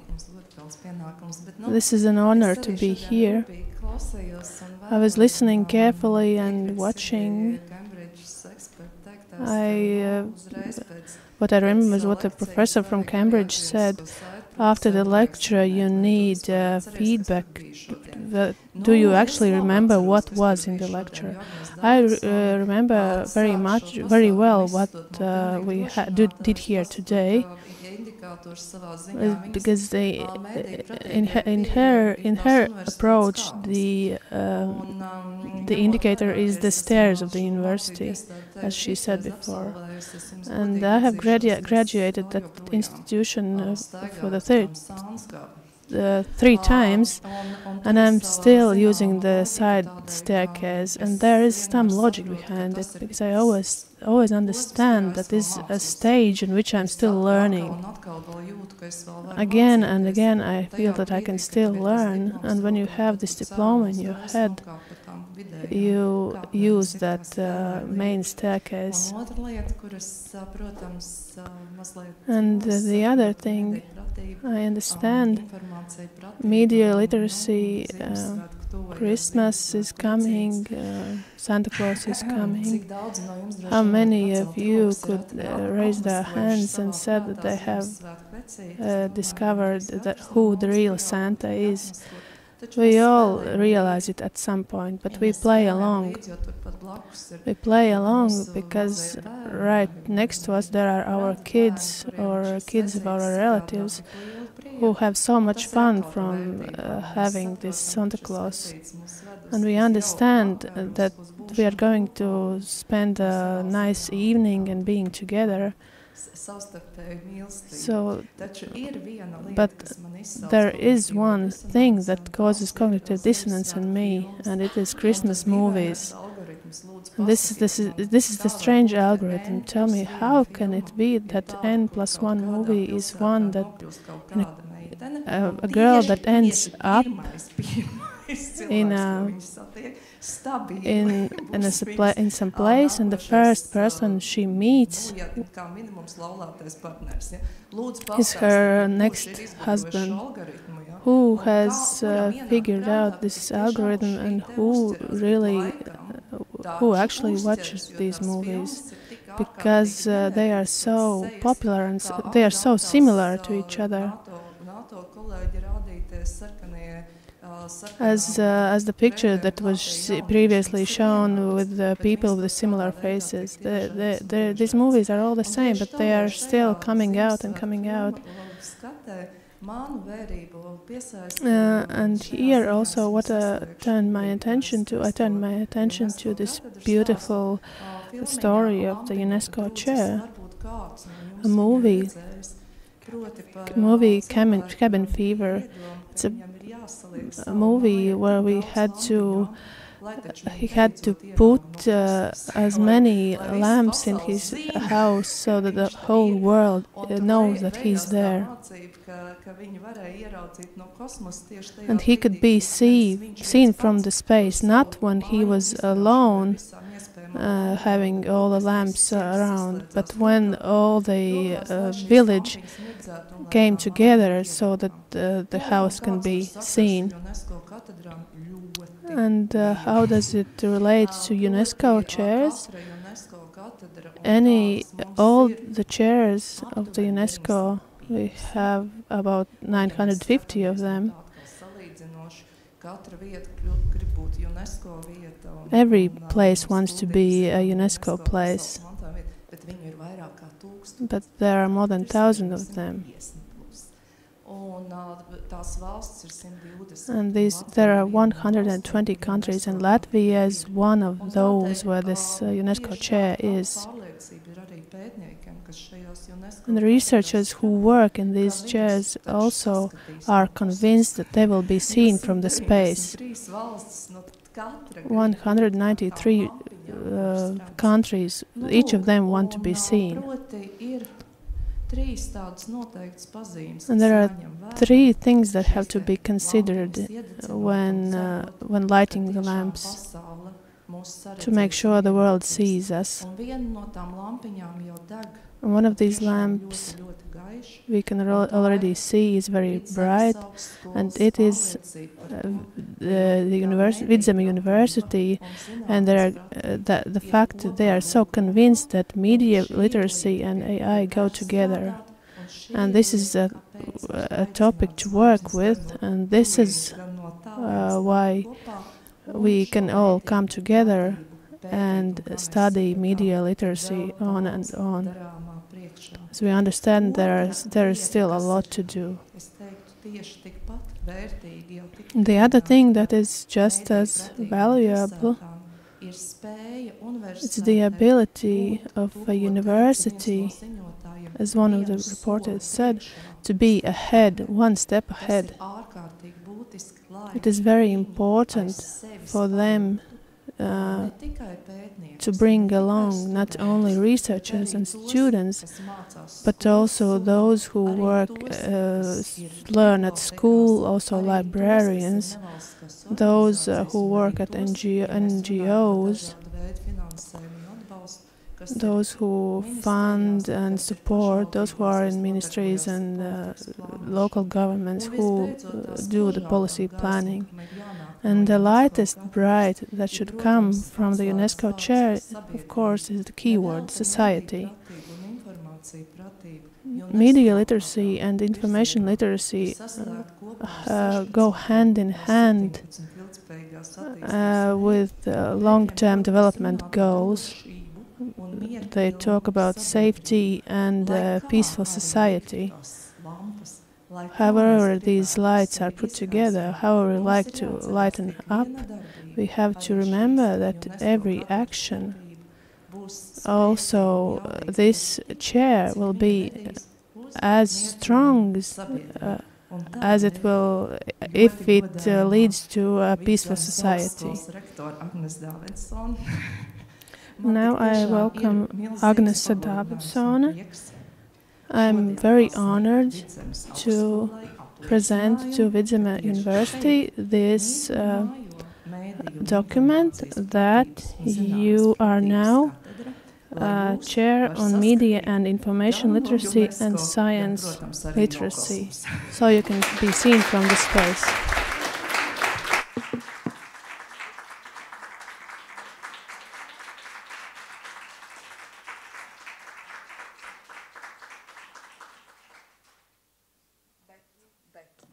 But that is not all.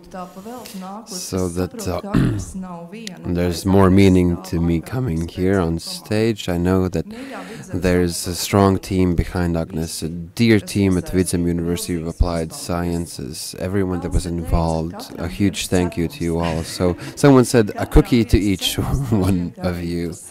So I hope that each one will get a cookie, and a lot of cookies for everybody who supported you, especially the Ministry of Foreign Affairs.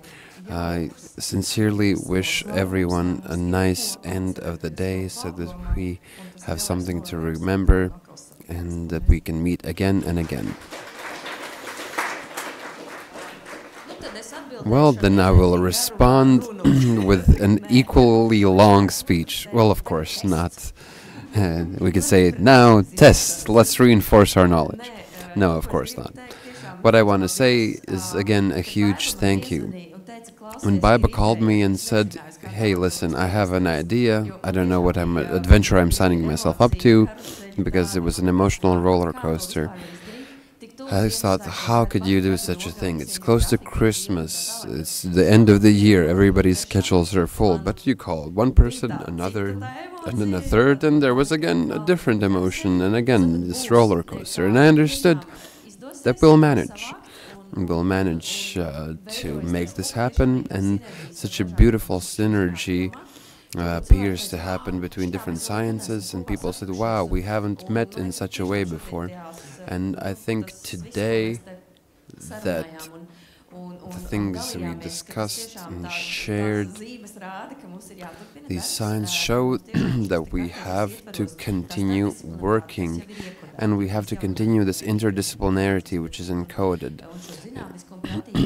We know this media literacy is linked to science literacy, and which has already put us on the right track. So again, huge thank you to the Ministry of Foreign Affairs, thank you to Baiba for the support, and thank you to my colleagues, because this chair doesn't happen in an empty place. So when you sign this document, you already have to show what job has been done. So we have Liana and Vineta in the audience today, Janis, who worked with us as well, Mara, who took over the study direction when I started to get involved with my other duties. So sorry, Mara. Again, this is another child that we have to take care of. So thank you to all of our partners, the ones that are here today. And I feel in an extremely great company, and it's great to meet here and talk. And thank you to the students which are interested in these topics. And it's not that we're just shooting this information into space. So someone actually has to be in front of us and listen to this and respond to it. And thank you to Kaspars, who agreed to moderate this event, and I think we have a wonderful cooperation. Thank you. I don't see if there's any food, so I can't say let's continue eating, but we can definitely go take a picture together with the brightest smiles, and again, thank you for today.